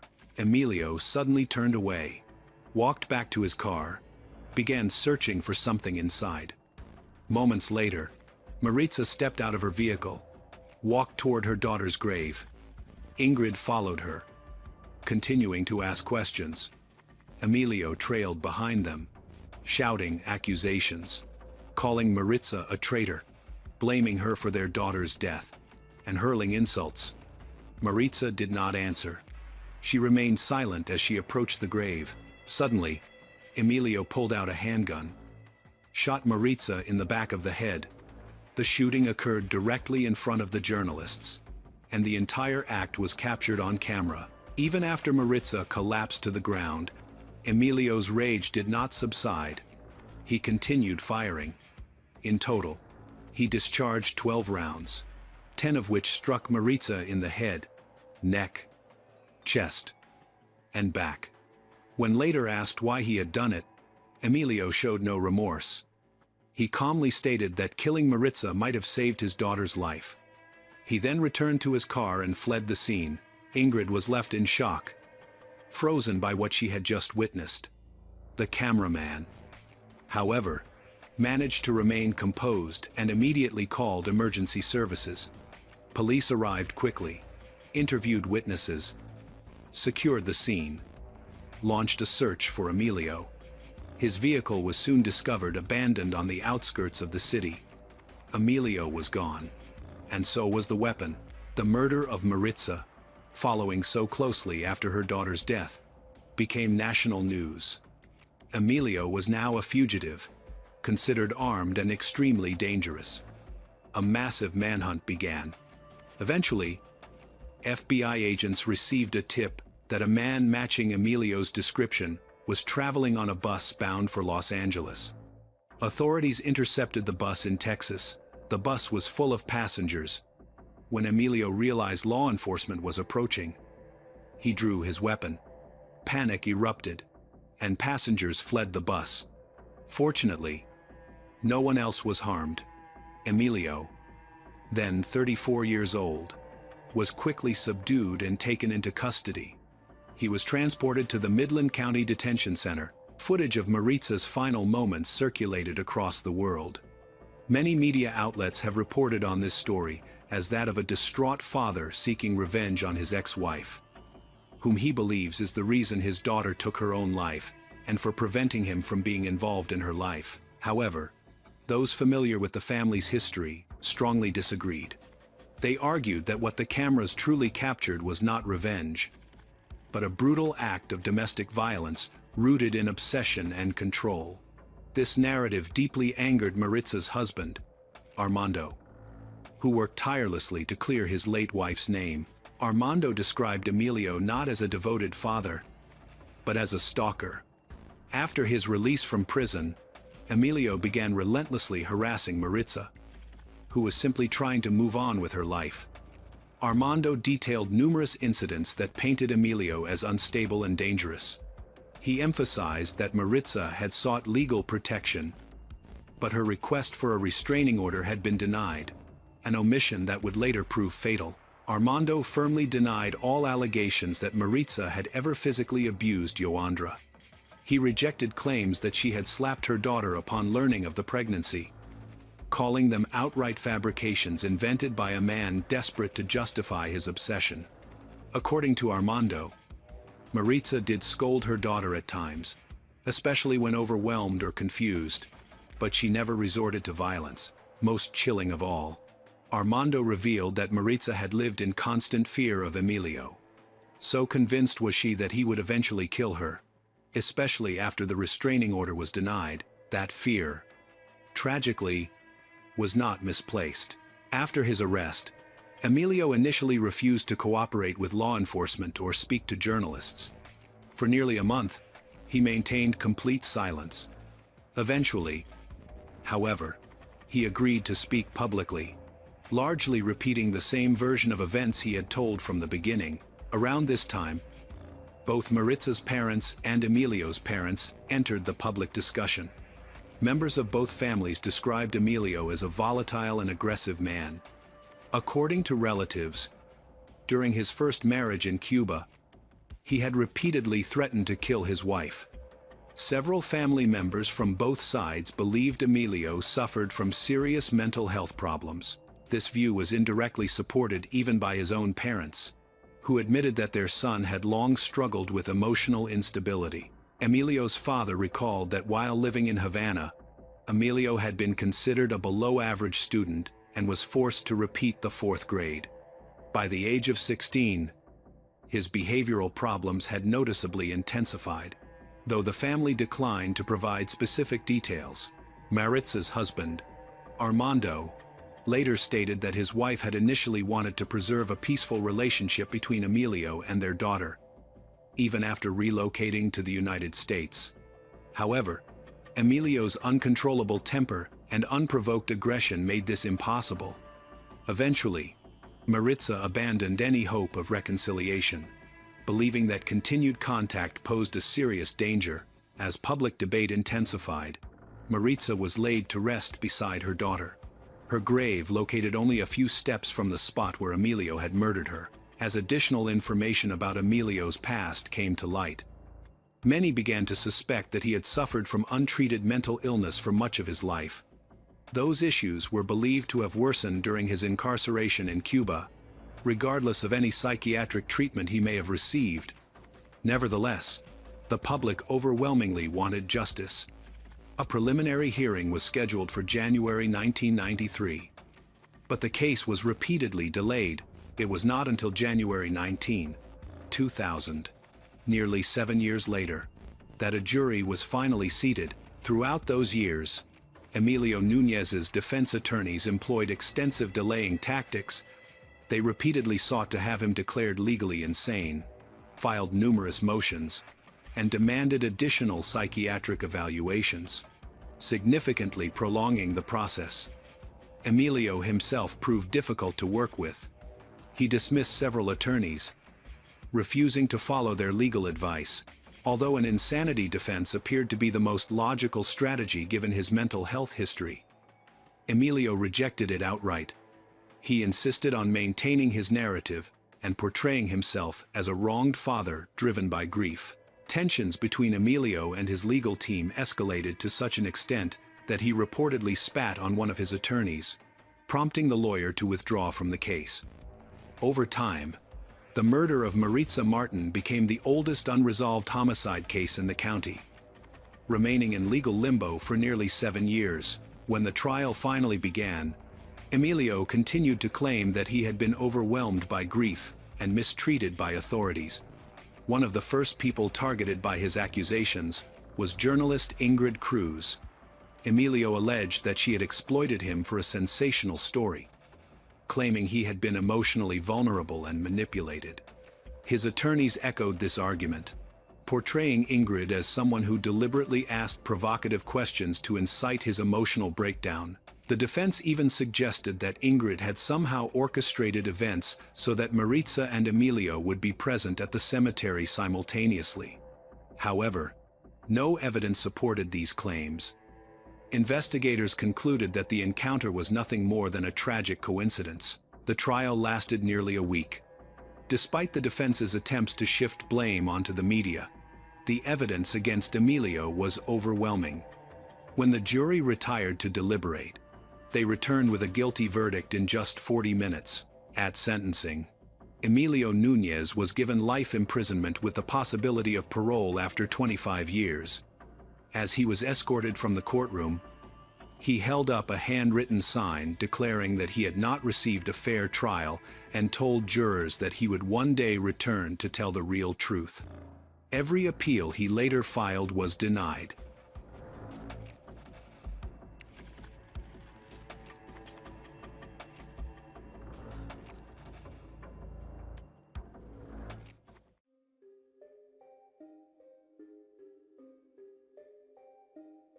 On a peaceful autumn day in November 2004, in Tampa, Florida, a horrific tragedy occurred, claiming the life of Katrina Ann Katie Froschla, a beautiful, talented, and passionate 25-year-old woman. She disappeared without a trace while working in the disaster area left by a major hurricane season. A few days later, her body was found. She had been brutally beaten with a pipe and then thrown into the river to conceal the crime. Who killed her? And why?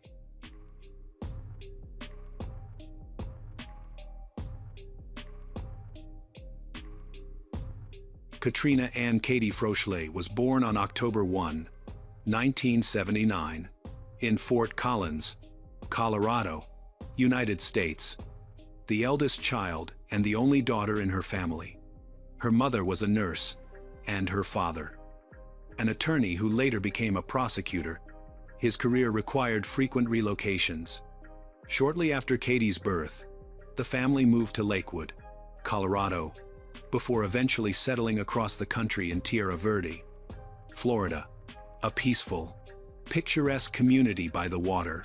Katie attended high school there, quickly joined the swim team, showing strong athletic ability. In addition to swimming, she loved softball and basketball. At home, she enjoyed cooking and adored cats. Everyone who knew her could attest to her deep affection for them. She couldn't pass one without stopping to give it attention. In 1998, Katie graduated from high school and enrolled at Florida State University. 4 years later, she earned a bachelor's degree in finance and risk management, insurance, a field she genuinely loved. Always active, she became a member of the Kappa Alpha Theta sorority, a prestigious organization she was proud to represent. After graduating in 2002, Katie began working for Florida Farm Bureau Insurance as a claims adjuster. She quickly became known for her professionalism and compassion. Her job required her to accept and process insurance claims, which often included on-site inspections of damaged properties. Around 2 years before earning her degree, Katie began dating a young man. But romance wasn't her priority. Although they dated for 4 years, the relationship eventually ended in 2004. By the summer of that year, Katie was a 25-year-old single woman. Focused fully on her career, it was an incredibly demanding time for insurance professionals. 4 major hurricanes, Charlie, Francis, Ivan, and Jeannie, struck Florida within 6 weeks, causing more than $1 billion in damage. Insurance companies were overwhelmed, and adjusters like Katie had a crushing workload that stretched on for months. For Katie, this meant countless visits to clients' homes to assess structural damage and determine compensation. Friday, November 12, 2004, started out like any other workday. She was scheduled to inspect a rental property to evaluate roof damage. Her manager told her the tenant might not be home. But it didn't matter. She didn't need to enter the house. The damage could be assessed from the street. Around noon, Katie's mother, Jeffrey, expected her usual call. They typically spoke several times a day, chatting about little things, family matters, daily life, or simply to check in. But that day was different. Katie did not call. When her mother phoned her, there was no answer. She knew Katie was in the middle of work, so she assumed she was just busy and thought little of it at first. But the hours passed, and Katie never called back. Something completely out of character. Her mom tried to brush off her growing concern, telling herself that Katie must be exhausted after weeks of hurricane-related fieldwork. Or perhaps she had turned off her phone to focus on inspections. As the night went on and calls continued to go unanswered, her mother grew increasingly uneasy. She thought perhaps Katie had forgotten her cell phone at home. When the dinner hour came and passed with still no response, she called Emmy, one of Katie's closest friends, the only friend whose number she had. Emmy delivered troubling news. Katie didn't show up for dinner as planned. Her co-workers had tried calling as well. With no success, panic was beginning to take shape. Emmy, just as alarmed, immediately offered to help search for her. She and Katie were extremely close. Close enough that Emmy had a spare key to Katie's apartment. Emmy headed there to check on things. Katie's car wasn't in the driveway. When Emmy knocked on the door, no one answered, so she used her key.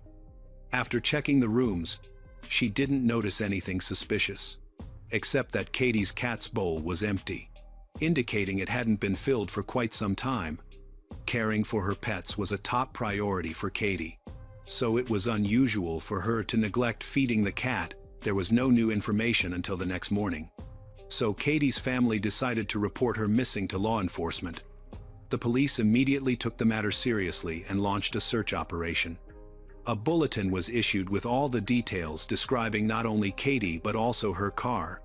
By this point, it became clear that the maroon Chevrolet Impala was also missing. Detectives carefully examined Katie's apartment.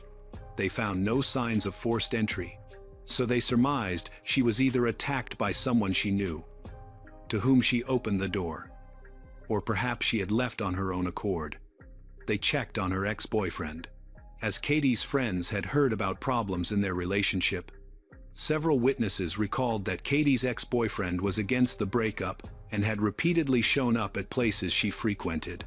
However, no formal allegations of stalking had been made. When investigators spoke with the ex-boyfriend, he admitted to making several attempts to rekindle their relationship, but insisted those attempts had ceased long before her disappearance. This line of inquiry was abandoned when he provided a confirmed alibi. Reconstructing the sequence of events, it was discovered that Katie's friends and colleagues last saw her just before she was scheduled to go to a house to assess the extent of the damage. The job was scheduled for noon and wasn't expected to last more than an hour. After that, she didn't contact anyone again. Detectives contacted the insurance agency and easily obtained the address of a house in Tampa. In a high-crime neighborhood, this was a glaring red flag, as it was a picturesque but rather dangerous location. According to Emmy, when Katie was in the area near the property, she got lost and called her for directions. The two friends continued talking until Katie arrived at the house. Emmy hadn't heard anything suspicious, at least until her friend announced she'd found the house and that a tall, young man was heading her way. Afterward, they said goodbye, and she hung up. It seemed like something bad could have happened to Katie here, and this lead needed to be followed up. When law enforcement arrived at the address, they found Jason Funk and Pamela Hintz inside. It was a young couple who had recently moved in and were now living in the house. They said they hadn't seen any woman matching Katie's description, nor had they seen her car. According to Jason, they had moved into the house just 3 days before Katie's disappearance, but only moved their belongings in the day before detectives arrived. From their words, it seemed like no one had been there the day Katie arrived. Curiously, Jason and Pamela denied any roof damage. They'd never discussed the matter with the landlords. They hadn't realized an insurance adjuster was supposed to come and assess the situation. It all sounded odd. Katie's family continued their own impromptu investigation, led by her father, a prosecutor. They began combing the area around the house where she was last seen. Katie's car was found in a parking lot about a kilometer away.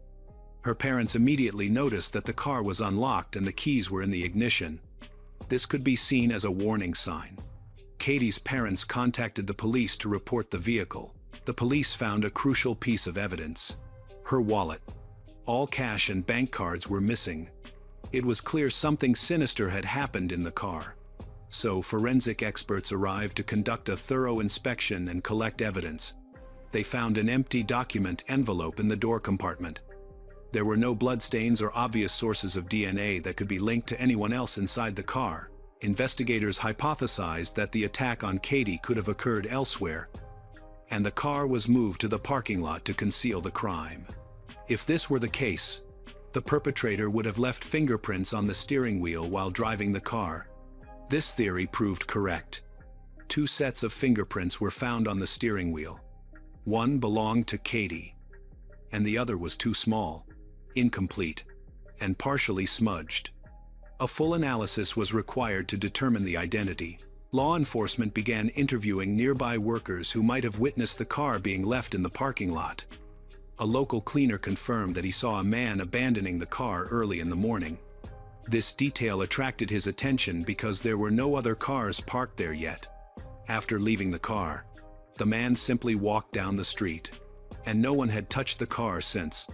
The witness did not see any passengers or other individuals with him. The driver was alone. The witness provided a good description of the suspect, allowing authorities to obtain a reasonably detailed profile. Given the time frame, the suspect likely didn't have much time to drive around the area. Therefore, authorities decided to thoroughly search the area between the house where Katie was last seen and the parking lot where her car was found. The most obvious place to hide the body between these 2 points is the Hillsborough River, which flowed just 100 meters from the house Katie was supposed to be inspecting. A search of the river area was initiated. As it was getting dark, one of the officers spotted something light-colored on the surface of the water. He shone his flashlight and found a bra a few meters from the riverbank. When shown the item, Katie's mother recognized it as her daughter's underwear. From that moment on, the investigation was confirmed to be on the right track. The next morning, search teams redoubled their efforts. Less than an hour later, in daylight, Katie's body was discovered. Identification was straightforward. She had been thrown into the water, partially naked. Based on this, detectives suspected she had been abused and then drowned to conceal the crime. She had been in the water for approximately 30 hours, which could have damaged or destroyed some of the evidence. There was no time to waste. The body was immediately sent to the lab for an autopsy. The medical examiner determined that Katie had suffered blunt force trauma concentrated on the back of her head. It was believed that these injuries were the cause of death, not drowning. While examining the blunt force injuries, they noted the unusual shape of the hematomas. Katie may have been beaten with some kind of instrument or metal object, but the exact nature of the weapon remained unknown. Experts determined that the body had barely moved after being thrown into the water, as the downstream flow was blocked due to repair work. The remains were located very close to the house where Katie had been called for the inspection. This strongly suggested that the crime had been committed there or nearby. When law enforcement officers spoke with the residents of the house again, Jason and Pamela, they reiterated that they had not seen Katie and had witnessed nothing unusual. They suggested talking to the owner of the house they were renting. Katie's father, along with other family members, continued their own investigation. He decided to speak with the owner himself to gather more information. The owner claimed that he had arranged a meeting with Katie to assess the damage, but had never met her in person. The discussion had taken place over the phone, and he had informed the tenants about the planned inspection. This contradicted the tenants' statements. Something was clearly wrong. Now they had to figure out who was lying. Initially, it was believed that Pamela might also have been involved, but she later provided a confirmed alibi. She was in a nearby suburb when it happened. Jason, however, was a different story. He was fumbling with his testimony. This seemed highly suspicious, especially since he had nothing to prove. The investigation also revealed that someone had made several attempts to use Katie's card, but one attempt to use the payment method was successful. The payment took place at a grocery store. Luckily, law enforcement officers had video surveillance of the cash registers there. After requesting the footage, they were able to identify the person who used the card. He was a tall white man, matching the description given by the parking lot cleaner. A store employee even remembered him, saying the person who used the card had lied and said it belonged to his girlfriend. His most foolish act was leaving his real signature on the check. He signed it as Jason Funk. Now, his suspicious behavior when talking to investigators and his denial of being in the house when Katie arrived to inspect the damage were completely explained. When Jason's alleged lie was uncovered, a search warrant was obtained for Jason's home and belongings. Jason greeted officers at the door. He was immediately asked how he could have used Katie's bank card. He was unable to comment. Pamela was horrified by what was happening. Once she learned everything, she began to cooperate more willingly with the investigation. According to her, on the day Katie disappeared, Jason was acting strangely. He left for a few hours right around the time the inspector was supposed to arrive. When he returned, he was very agitated and demanded that she not say anything about his trip. Now she feared that Jason might have made her an accomplice to a serious crime. Forensic investigators thoroughly examined the area inside and outside the house. Katie's business card was found inside. A recently used fire pit was discovered in the backyard. It contained carelessly discarded items that had not even completely burned. Scraps resembling parts of a carpet were recovered, as well as a charred belt buckle. The rest of the belt was completely burned, but the metal buckle was taken for comparison with Katie's belongings. Katie's mother confirmed that she had such a belt, but the buckle wasn't unique. Furthermore, the remains of a document were discovered, and the serial number was even recovered. As it turned out, these were Katie's documents. Naturally, this became one of the most powerful pieces of evidence against Jason. The rooms were also not in order. In addition to marks indicating a struggle, bloodstains were found on the door leading to the backyard.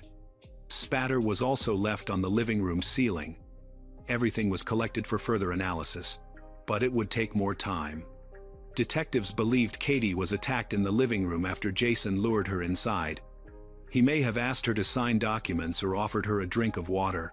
After the attack, Katie was dragged to the river through the back door, leaving bloodstains. Jason was unable to comment on all of the detectives' questions about the evidence. He seemed increasingly withdrawn. However, after a while, he managed to concoct a flimsy excuse for Katie's bank card. He claimed he found it on a shelf above the oven in the house. He couldn't explain how it got there and admitted to using someone else's card. While forensic experts were examining the crime scene, one of them noticed a car muffler in the corner of the living room. They observed that the mounting bracket on the side of the muffler closely resembled the imprint left by what they suspected was the murder weapon on Katie's head. Further testing revealed that the muffler could have been used to bludgeon Katie to death. A major problem was that the muffler had been thoroughly cleaned, leaving no fingerprints or blood spatter on the surface. The only option was to carefully measure the mounting bracket, and then they confirmed that its shape and size were identical to the mark on Katie's head. This became further compelling evidence pointing towards Jason. All the evidence pointed to Jason's involvement, but he stubbornly denied any guilt in the murder. He even concocted an alibi, claiming he was jet skiing along the river when the incident occurred. However, this claim was impossible to verify as no one had seen him. Furthermore, he was caught in a lie, making the whole story implausible. They decided to take Jason to the station for questioning. Pamela was allowed to accompany him. They were even left alone to talk, their phones wiretapped. Of course, Jason immediately began sharing his experiences with Pamela. He denied involvement in the murder but repeatedly mentioned being suspected of hitting Katie in the head with his muffler. Intriguingly, he hadn't yet been told about the murder weapon. His behavior was becoming increasingly suspicious. Despite Jason's denial of guilt, he was charged with first-degree murder and arrested. Later, bank card fraud and attempting to obstruct the investigation were added to the charges. The list of incriminating errors didn't end there. Detectives asked Jason for his Nike sneakers before sending him to jail. To their surprise, the lab immediately found blood spatter on them belonging to Katie. Further analysis confirmed that Jason had arrived for questioning wearing the same shoes he had worn when he committed the crime. The lab results from the envelope and other items found in Katie's car arrived. Although Jason denied being in the stolen car, fingerprint analysis proved he was.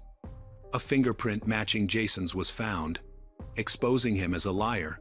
Even in the face of overwhelming evidence, Jason continued to deny involvement in Katie's murder, further fueling the growing concern and seeming to mock the Froschla family's grief.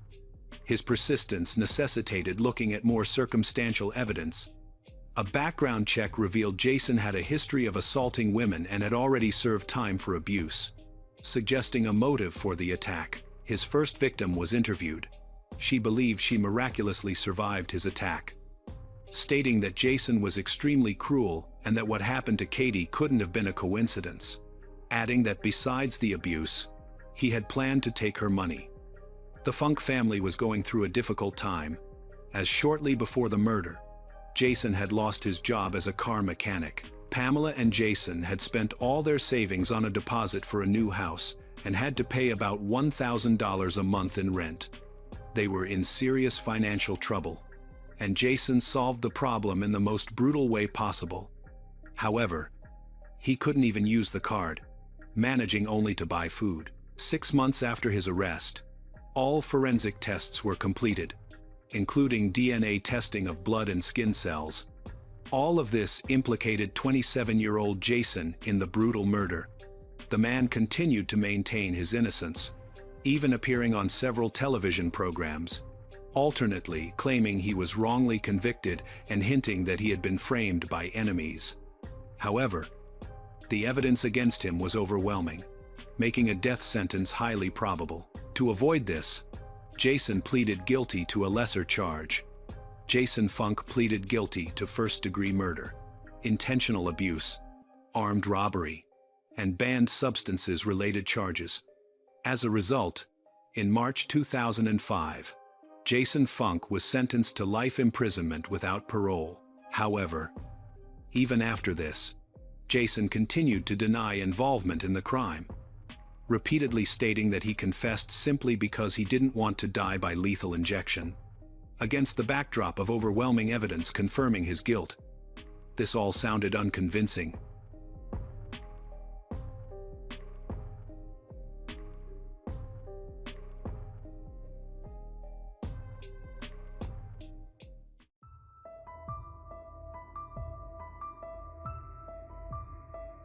Just days before the most important law exam of her life, Lauren Teresa Giddings suddenly disappeared.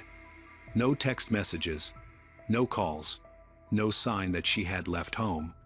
Her apartment remained locked, her belongings intact, her car still in the parking lot, but she was nowhere to be seen. The suspicious silence was just the beginning. Soon after, a strange smell emanated from the apartment building's trash can area. When police opened the black bag inside, all hope instantly vanished. It contained the body of a woman. From that moment, the peaceful apartment complex became the scene of a real nightmare. The most horrifying thing isn't just the body, but also someone in the crowd that day. Someone actively involved in the search for Lauren. Someone who appeared on television, looking panicked, and also the only one who refused police permission to search their apartment. Who had been stalking Lauren for months? Why were her apartment broken into without any sign of forced entry? And why did a seemingly harmless friend suddenly change his demeanor the moment news of the garbage bag was revealed? This story will lead you into one of the most chilling cases, where the villain can be closer than you imagine.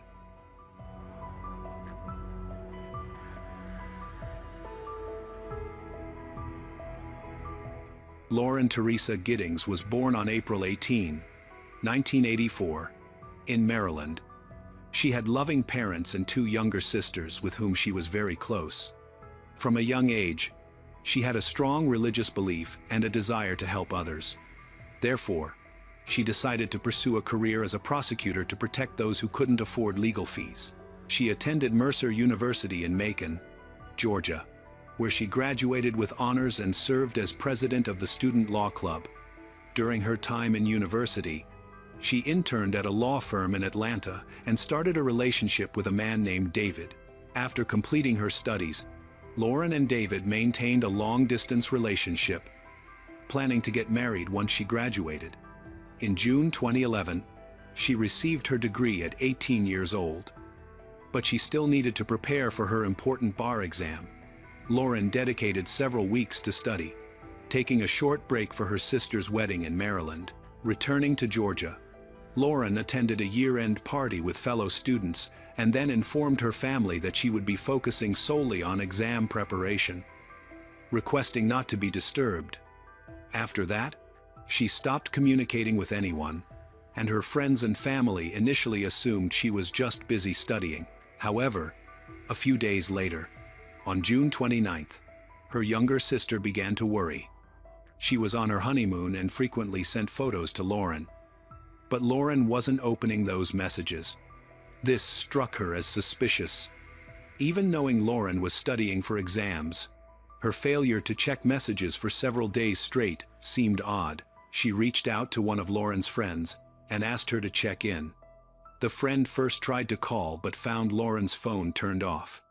She then went to Lauren's apartment, which was located across from the university and primarily inhabited by students. The friend and her boyfriend arrived and found Lauren's car parked in the lot, but no one answered when they knocked. They had to use a spare key to get inside. The apartment was very messy, but there was a logical reason for that. Lauren planned to move in with David soon after, so there were bags and suitcases scattered everywhere. Although she wasn't there, her purse, phone, and laptop were still there. Everything was strange. No one knew where Lauren could have gone, leaving all her belongings and her car behind. Her friend contacted other acquaintances, and they immediately began searching for Lauren. They searched the campus and surrounding streets, but couldn't find her. As news of her disappearance spread, her relatives drove from Maryland to Georgia. Her friends continued searching but without luck, leading them to eventually contact the police. Officers arrived at the apartment complex and searched the apartment, finding no signs of forced entry or struggle. However, they agreed that Lauren's sudden disappearance was suspicious and called forensic experts. When luminol was sprayed to detect blood, they initially found nothing. But in the bathroom, it revealed a significant amount of blood in the bathtub. Based on this discovery, investigators suspected that Lauren might not be alive. As they concentrated on locating her body, one officer noticed a strong odor outside, which smelled like decomposition. Following the scent, he discovered it was emanating from a nearby garbage container. Upon inspecting, he found a large black bag containing a female torso. Although they couldn't identify the deceased due to the missing head, investigators were nearly certain it was Lauren. They decided to handle the situation carefully, withholding information about the remains to protect the investigation. The discovery of her body was the result of several unfortunate coincidences. Police officers arrived at the apartment complex just minutes before the garbage truck arrived to collect the containers. They parked their car in a way that prevented the garbage truck from accessing the area. Had this not happened, the remains could have been taken to the landfill, and it is likely that no one would have found them there. While waiting for confirmation of the deceased's identity and considering their next steps, investigators learned something noteworthy. Lauren's relatives informed the police that she had often complained about strange occurrences in her apartment, feeling as though someone was moving her belongings while she was out.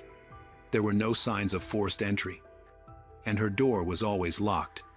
This situation lasted for a long time, making Lauren wonder if she was going crazy. She also sensed that someone was watching her, although she never actually saw anyone. To feel more secure, she purchased an anti-burglar device that locked the door from the inside. But the odd incidents continued. Just before she disappeared, Lauren expressed her concerns to her boyfriend, David, who reassured her that it was likely just pranksters and not a real threat.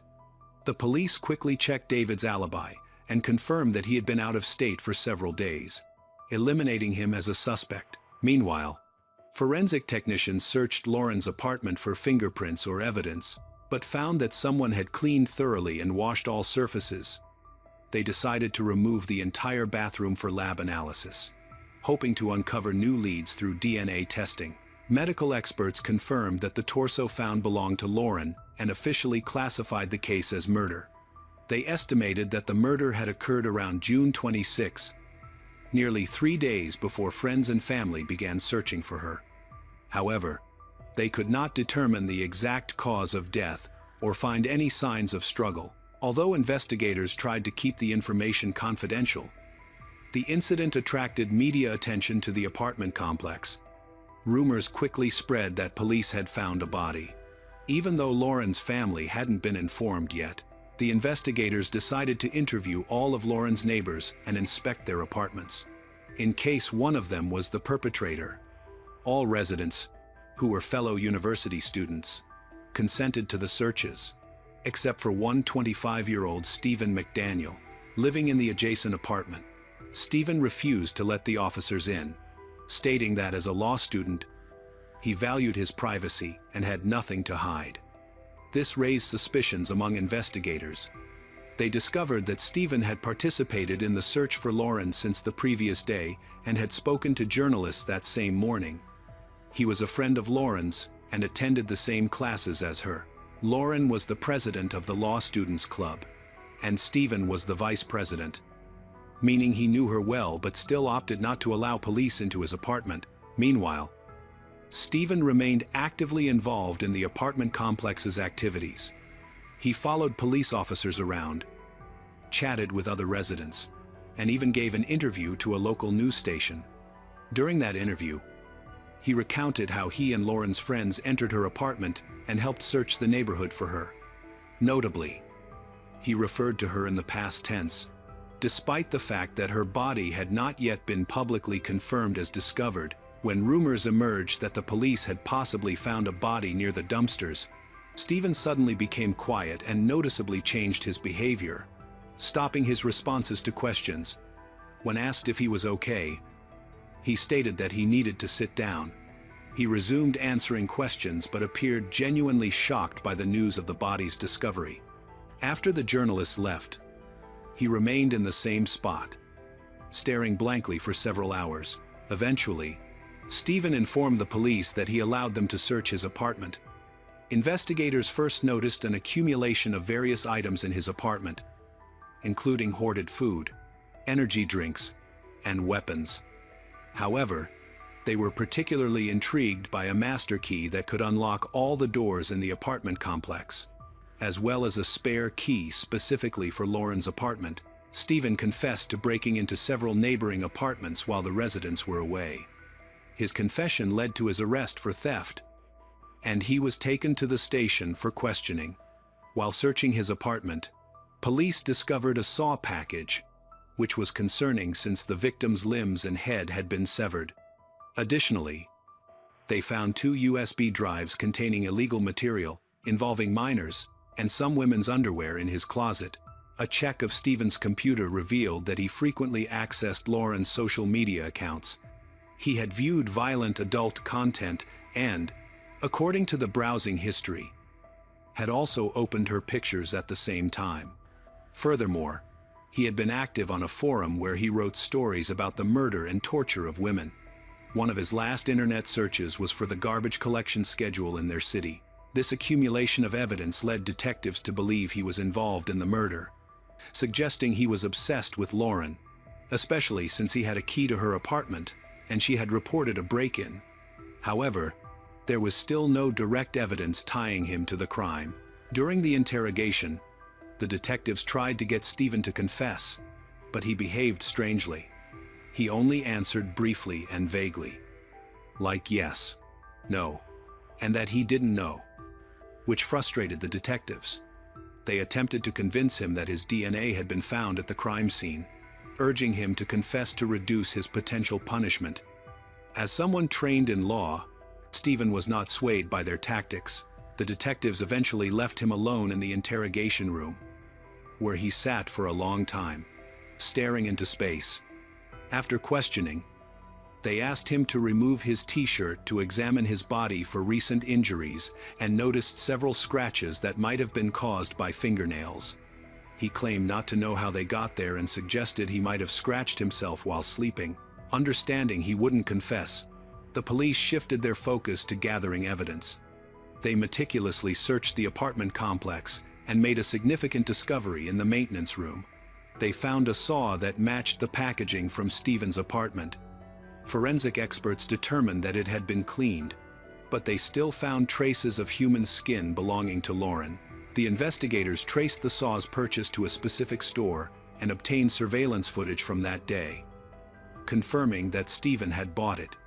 They also checked the maintenance worker's alibi, which cleared him for the day of Lauren's murder, leaving Stephen as the only person with a key to every door, including that of the maintenance room. Following this, investigators delved deeper into Stephen's character by speaking with acquaintances. They described him as reclusive and peculiar, yet highly intelligent.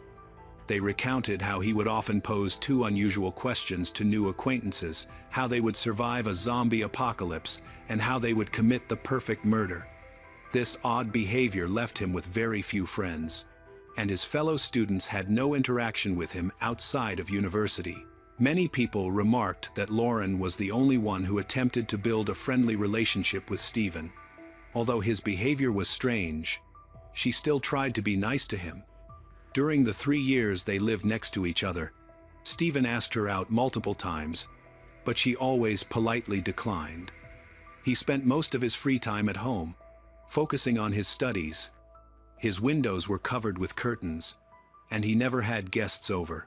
After Stephen's arrest, police continued searching for evidence, but without success. They tried searching for Lauren's body but were also unsuccessful. However, they discovered a pair of women's underwear in Stephen's apartment, and testing confirmed it belonged to Lauren. Another shocking piece of evidence was found on a memory card in Stephen's apartment, a video showing him holding a stick with a camera attached to it up to Lauren's window just hours before she was murdered. This led all the investigators to believe Stephen was involved in the murder. A few weeks after being arrested, he was charged with 30 counts related to the possession of sensitive documents concerning children. While preparing for his trial, Stephen maintained his innocence, even as the prosecution planned to seek the death penalty. He hired a lawyer who had once taught Lauren, who argued that the police were framing Stephen and may have planted the evidence in his apartment.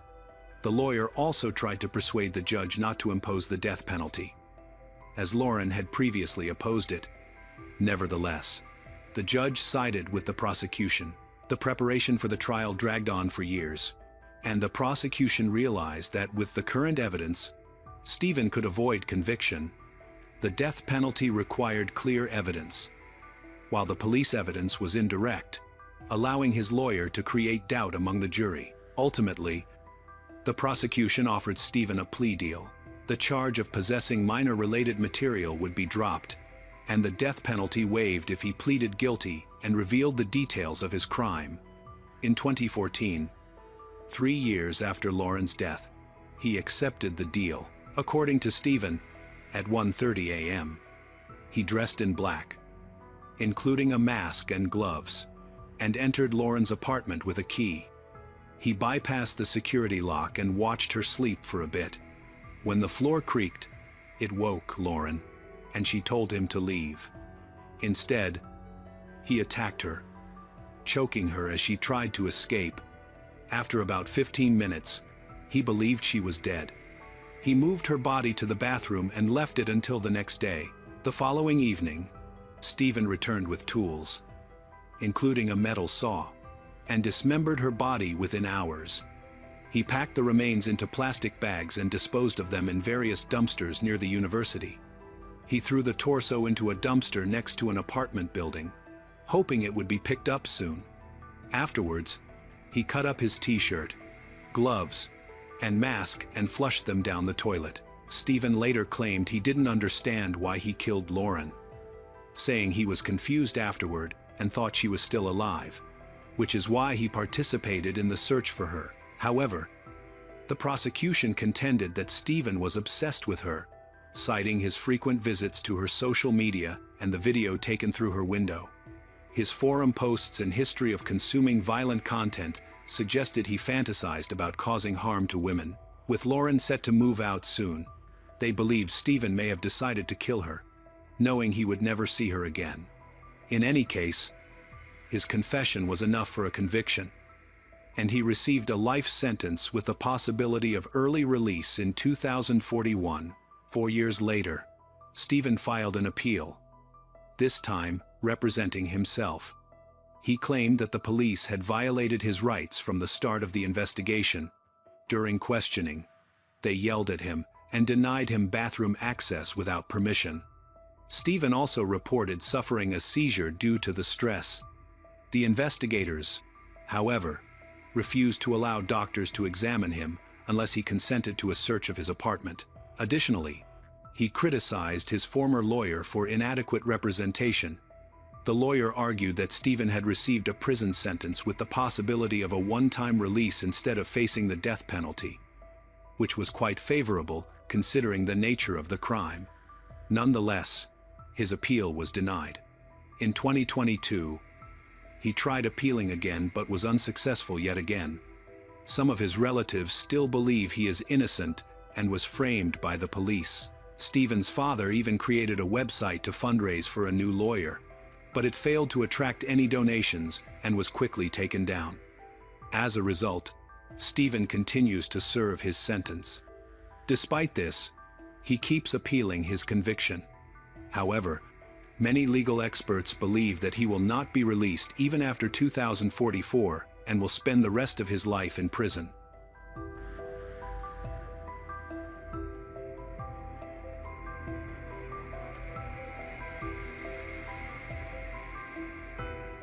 Police note the absence of a struggle beyond the blood near the counter. No weapon is found, no signs of robbery. The cash drawer is open, but money remains. This was not theft. It was targeted. In Plainfield, concern gives way to something colder: fear without a name. In later interviews, neighbors revisit old moments, odd remarks, uneasy silences, nothing concrete, only hindsight sharpening what once seemed trivial. As deputies ready a search warrant for Gein's farmhouse, the house sits on a neglected lot, windows dark, paint peeling. Officers recall the smell hitting first as they approach: stale, organic, impossible to place.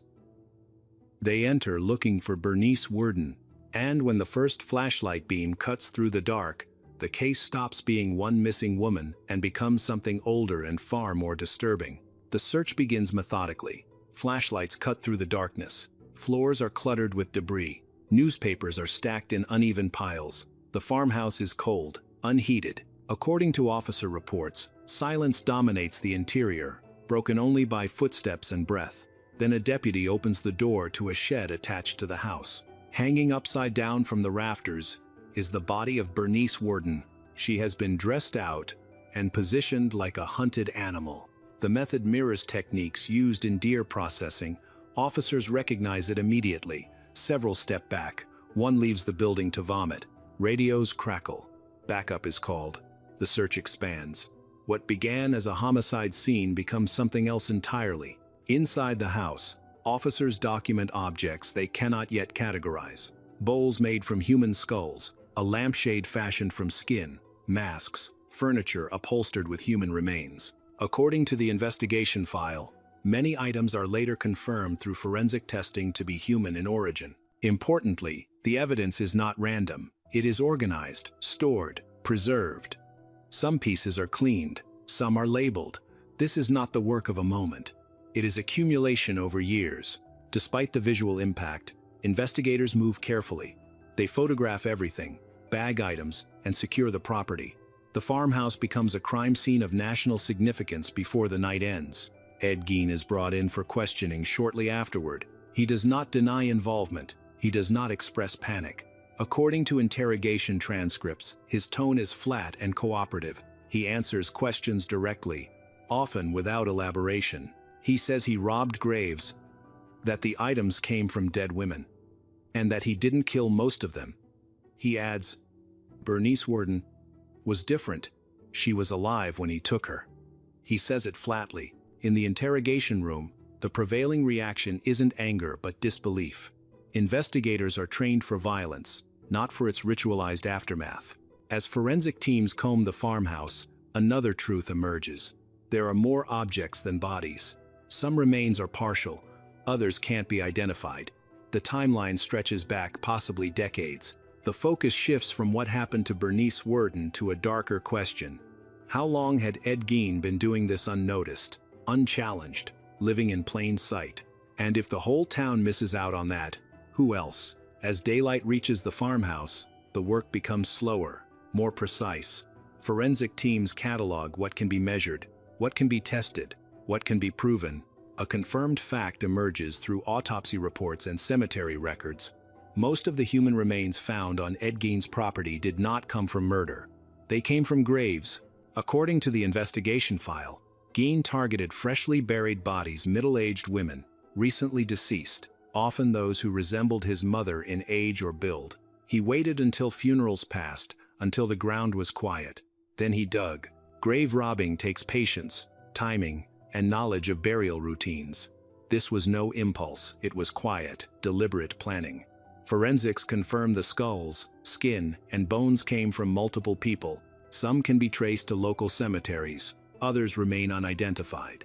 Investigators cross-check missing person reports, hospital death records, and burial logs as the pattern comes into focus. Ed describes his actions without visible distress. Psychiatrists later note that he separates the act from its consequences. He says he wanted to make a woman's suit to feel close to his mother, not to harm or frighten anyone, and insists the dead did not mind. This is not a justification. It is a record. Investigators then face a classification problem. Many acts are clearly criminal, but few fit neatly into homicide statutes. Grave desecration, abuse of corpses, theft. The evidence carries a weight the era's legal language cannot match. Then, another fact sharpens the case. Bernice Worden was not the first woman Ed killed. Mary Hogan, a tavern owner, disappeared in 1954. Her case had gone cold. No body was recovered. According to Ed Gein's later statements, he killed her during a visit to her bar. Her remains are never fully found, but partial evidence recovered from the farmhouse supports his confession. This was not a single break. It was a pattern interrupted by chance. Investigators now understand that the farmhouse is not merely a crime scene. It is an archive, each object a record of escalation, each act a rehearsal. The central question no longer focuses on what Ed did.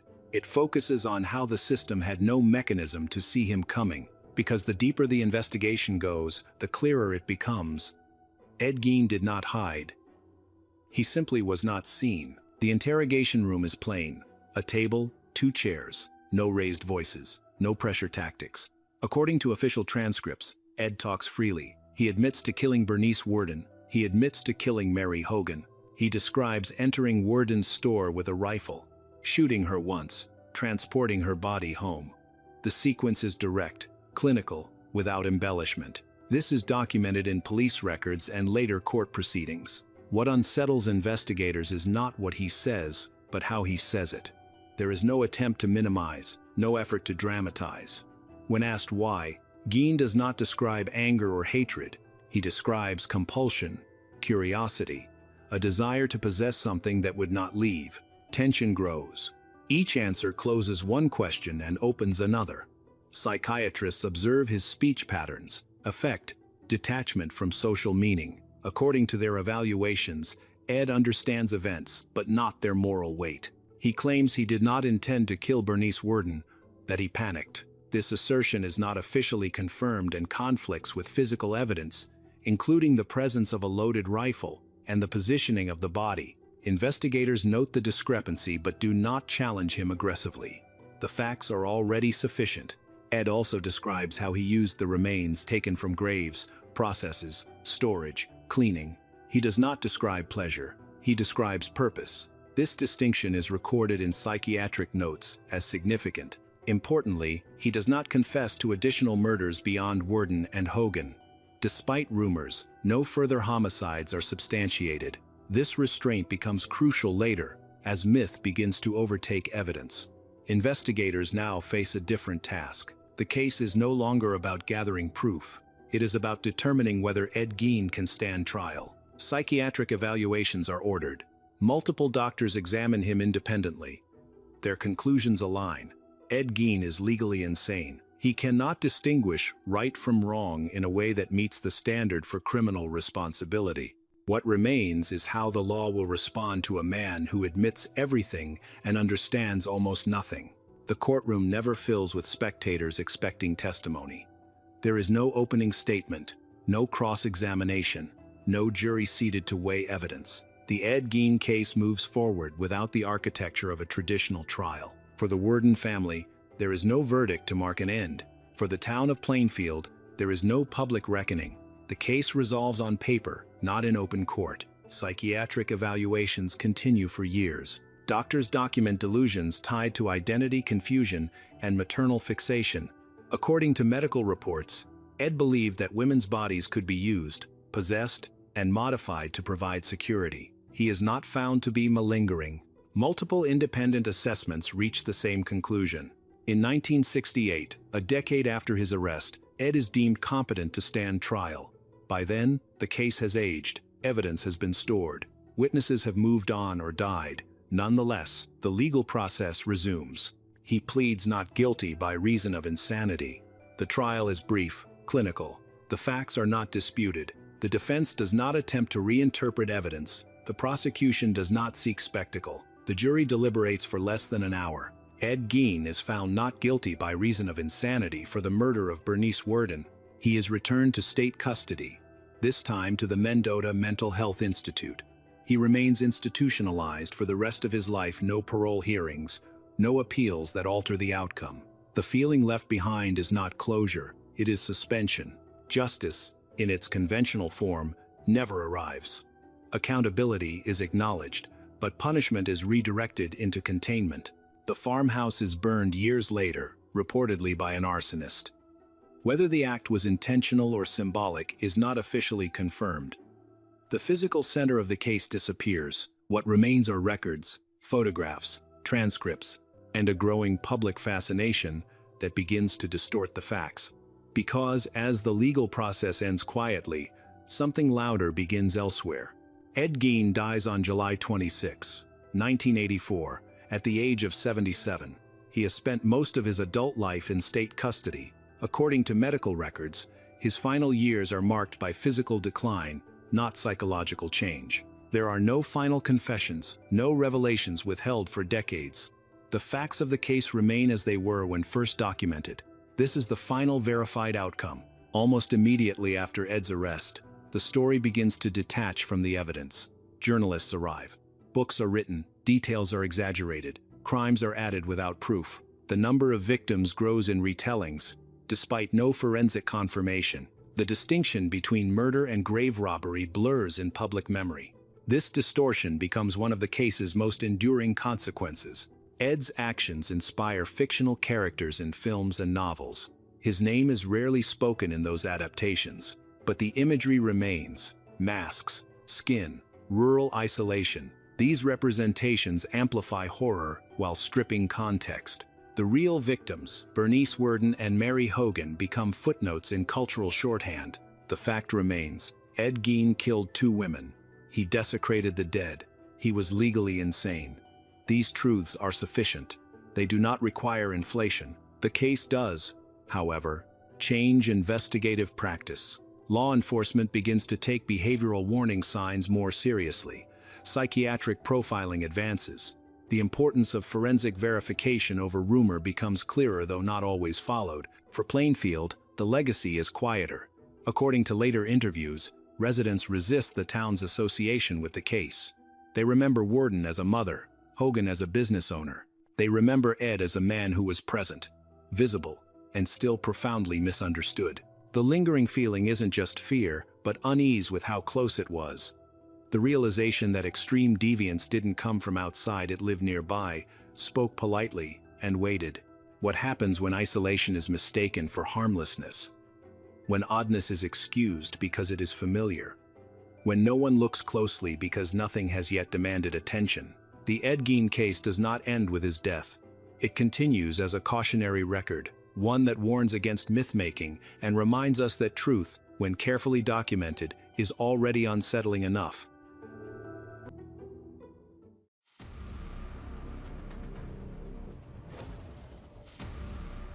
In the late 1990s, women began disappearing from Vancouver's downtown east side, one by one, quietly. According to police records, most were Indigenous women. Many struggled with addiction. Many survived escort. Their absence did not trigger alarms. Not at first. The downtown east side was already marked by poverty, violence, and mistrust of authorities. Disappearances blended into the background noise of daily survival. According to investigative journalism from the Vancouver Sun, and later confirmed in court documents, families who did report missing loved ones were often told the same thing: she probably moved on. The atmosphere was heavy with resignation. Fear traveled faster than information. Women warned each other about dangerous clients. License plates were memorized. Streets were avoided after dark, though darkness was unavoidable. There was a sense that something was wrong, but no clear shape to name it.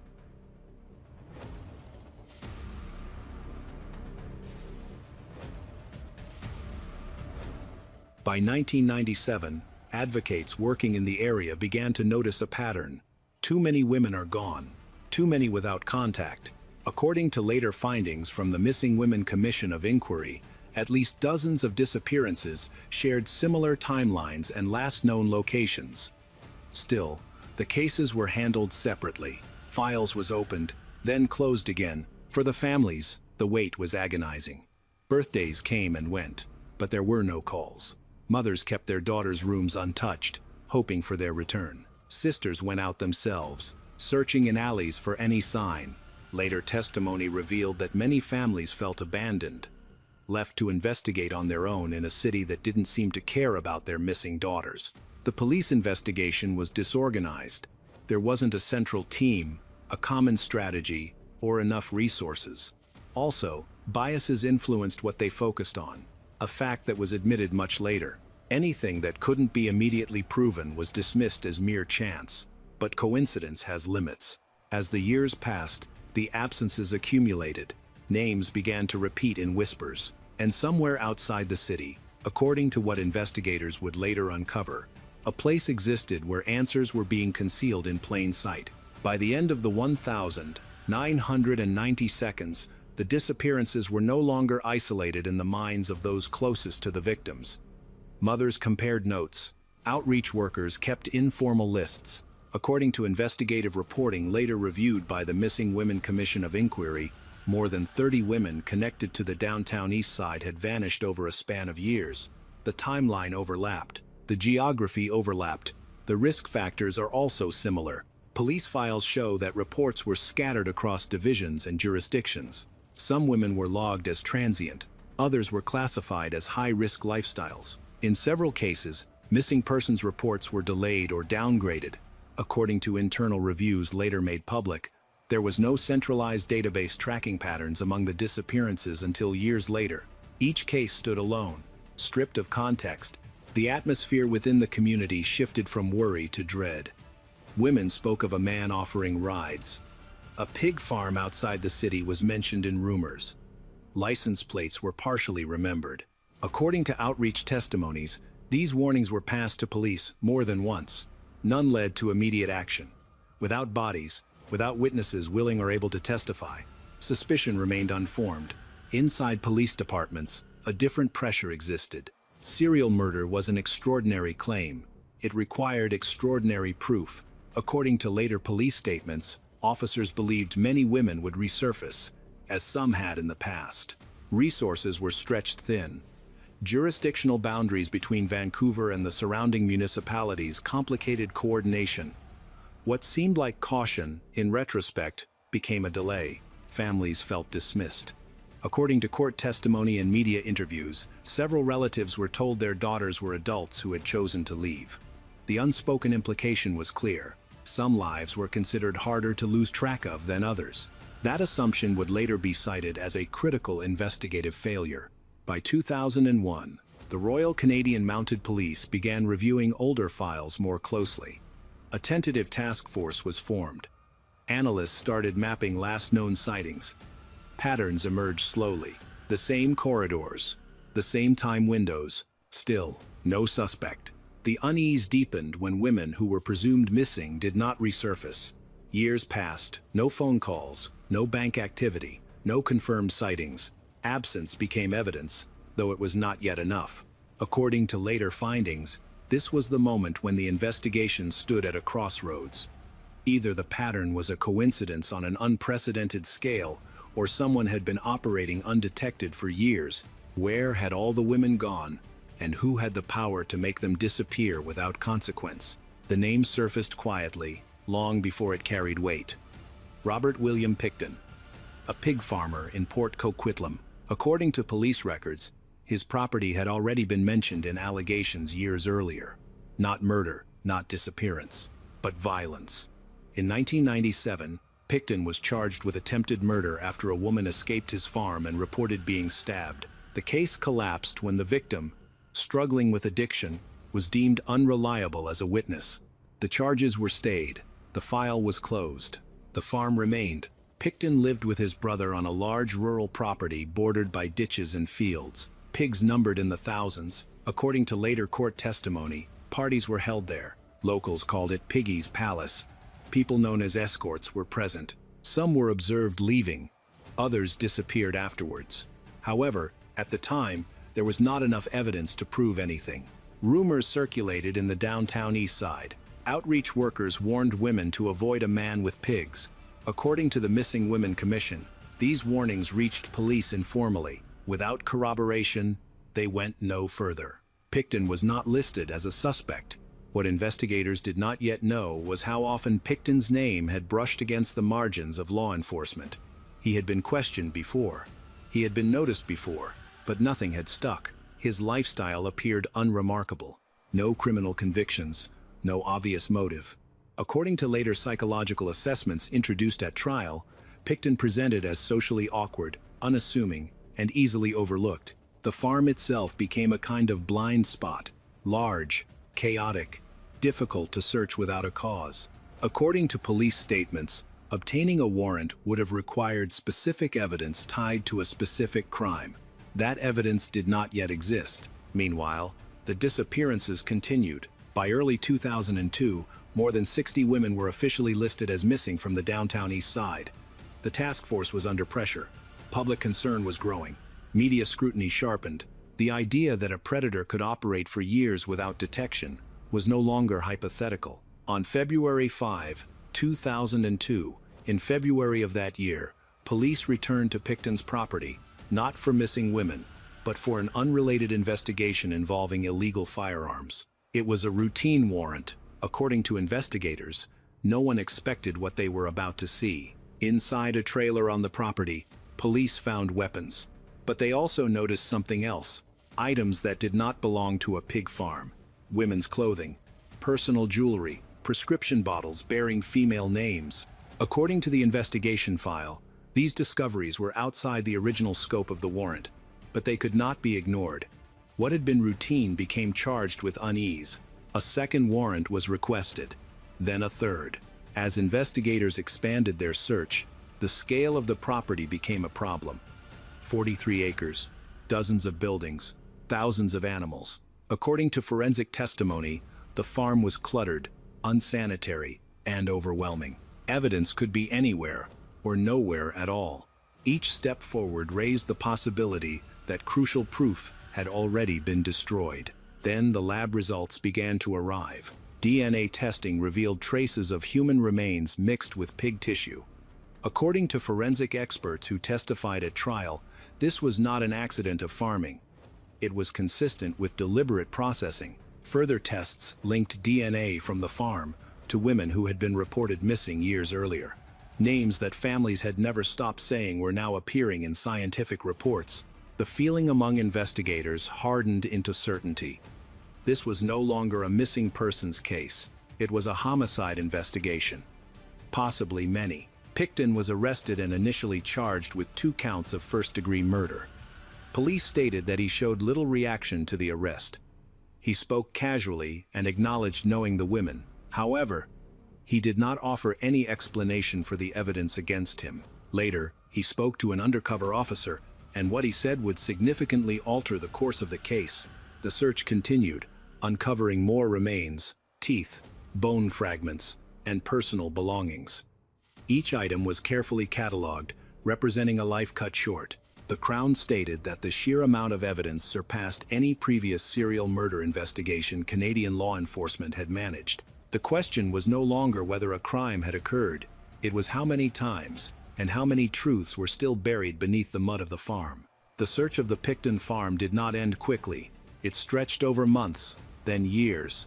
According to court records, it became the largest forensic investigation in Canadian history. Specialists worked in rotating shifts. Anthropologists, DNA analysts, and evidence technicians combed through soil, buildings, freezers, and waste pits. Each location carried the same quiet tension. Anything could surface. What investigators found was fragmentary. Bone shards no larger than coins, teeth embedded in mud.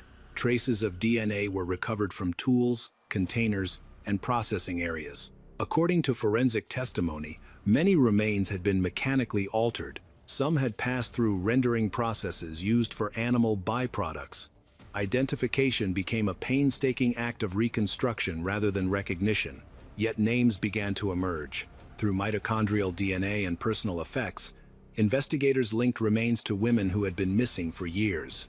Some were confirmed homicide victims, others could only be described as probable. According to the prosecution, the evidence supported a minimum number of victims, but not a complete count.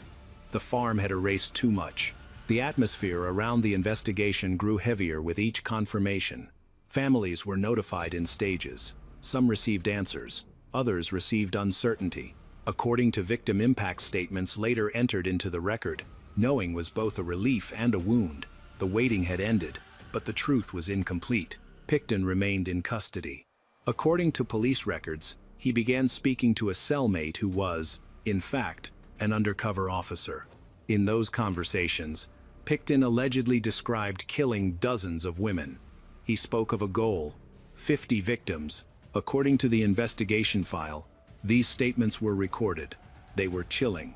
They were also legally complicated.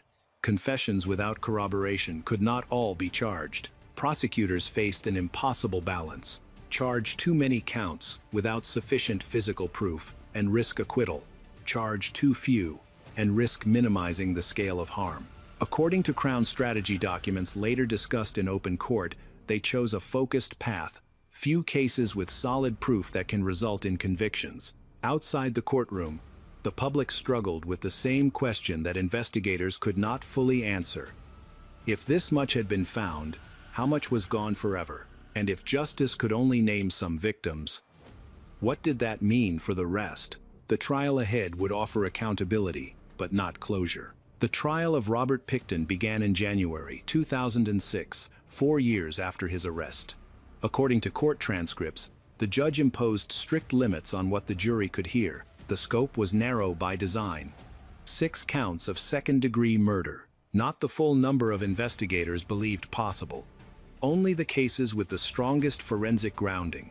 The courtroom atmosphere was heavy but controlled. Families filled the benches. Some clutched photographs. Others stared forward, unmoving. For many, this was the first time the system appeared to acknowledge what had been taken. But acknowledgement came with conditions. The jury would not hear about the alleged confessions to 50 victims. They would not hear about every recovered fragment. Too much risk of prejudice. Too much complexity. The Crown focused on evidence. DNA recovered from the farm. Personal items traced back to specific women.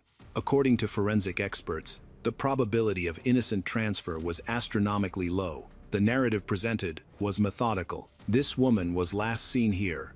Her DNA was found there. Her remains were processed in a way consistent with human intervention.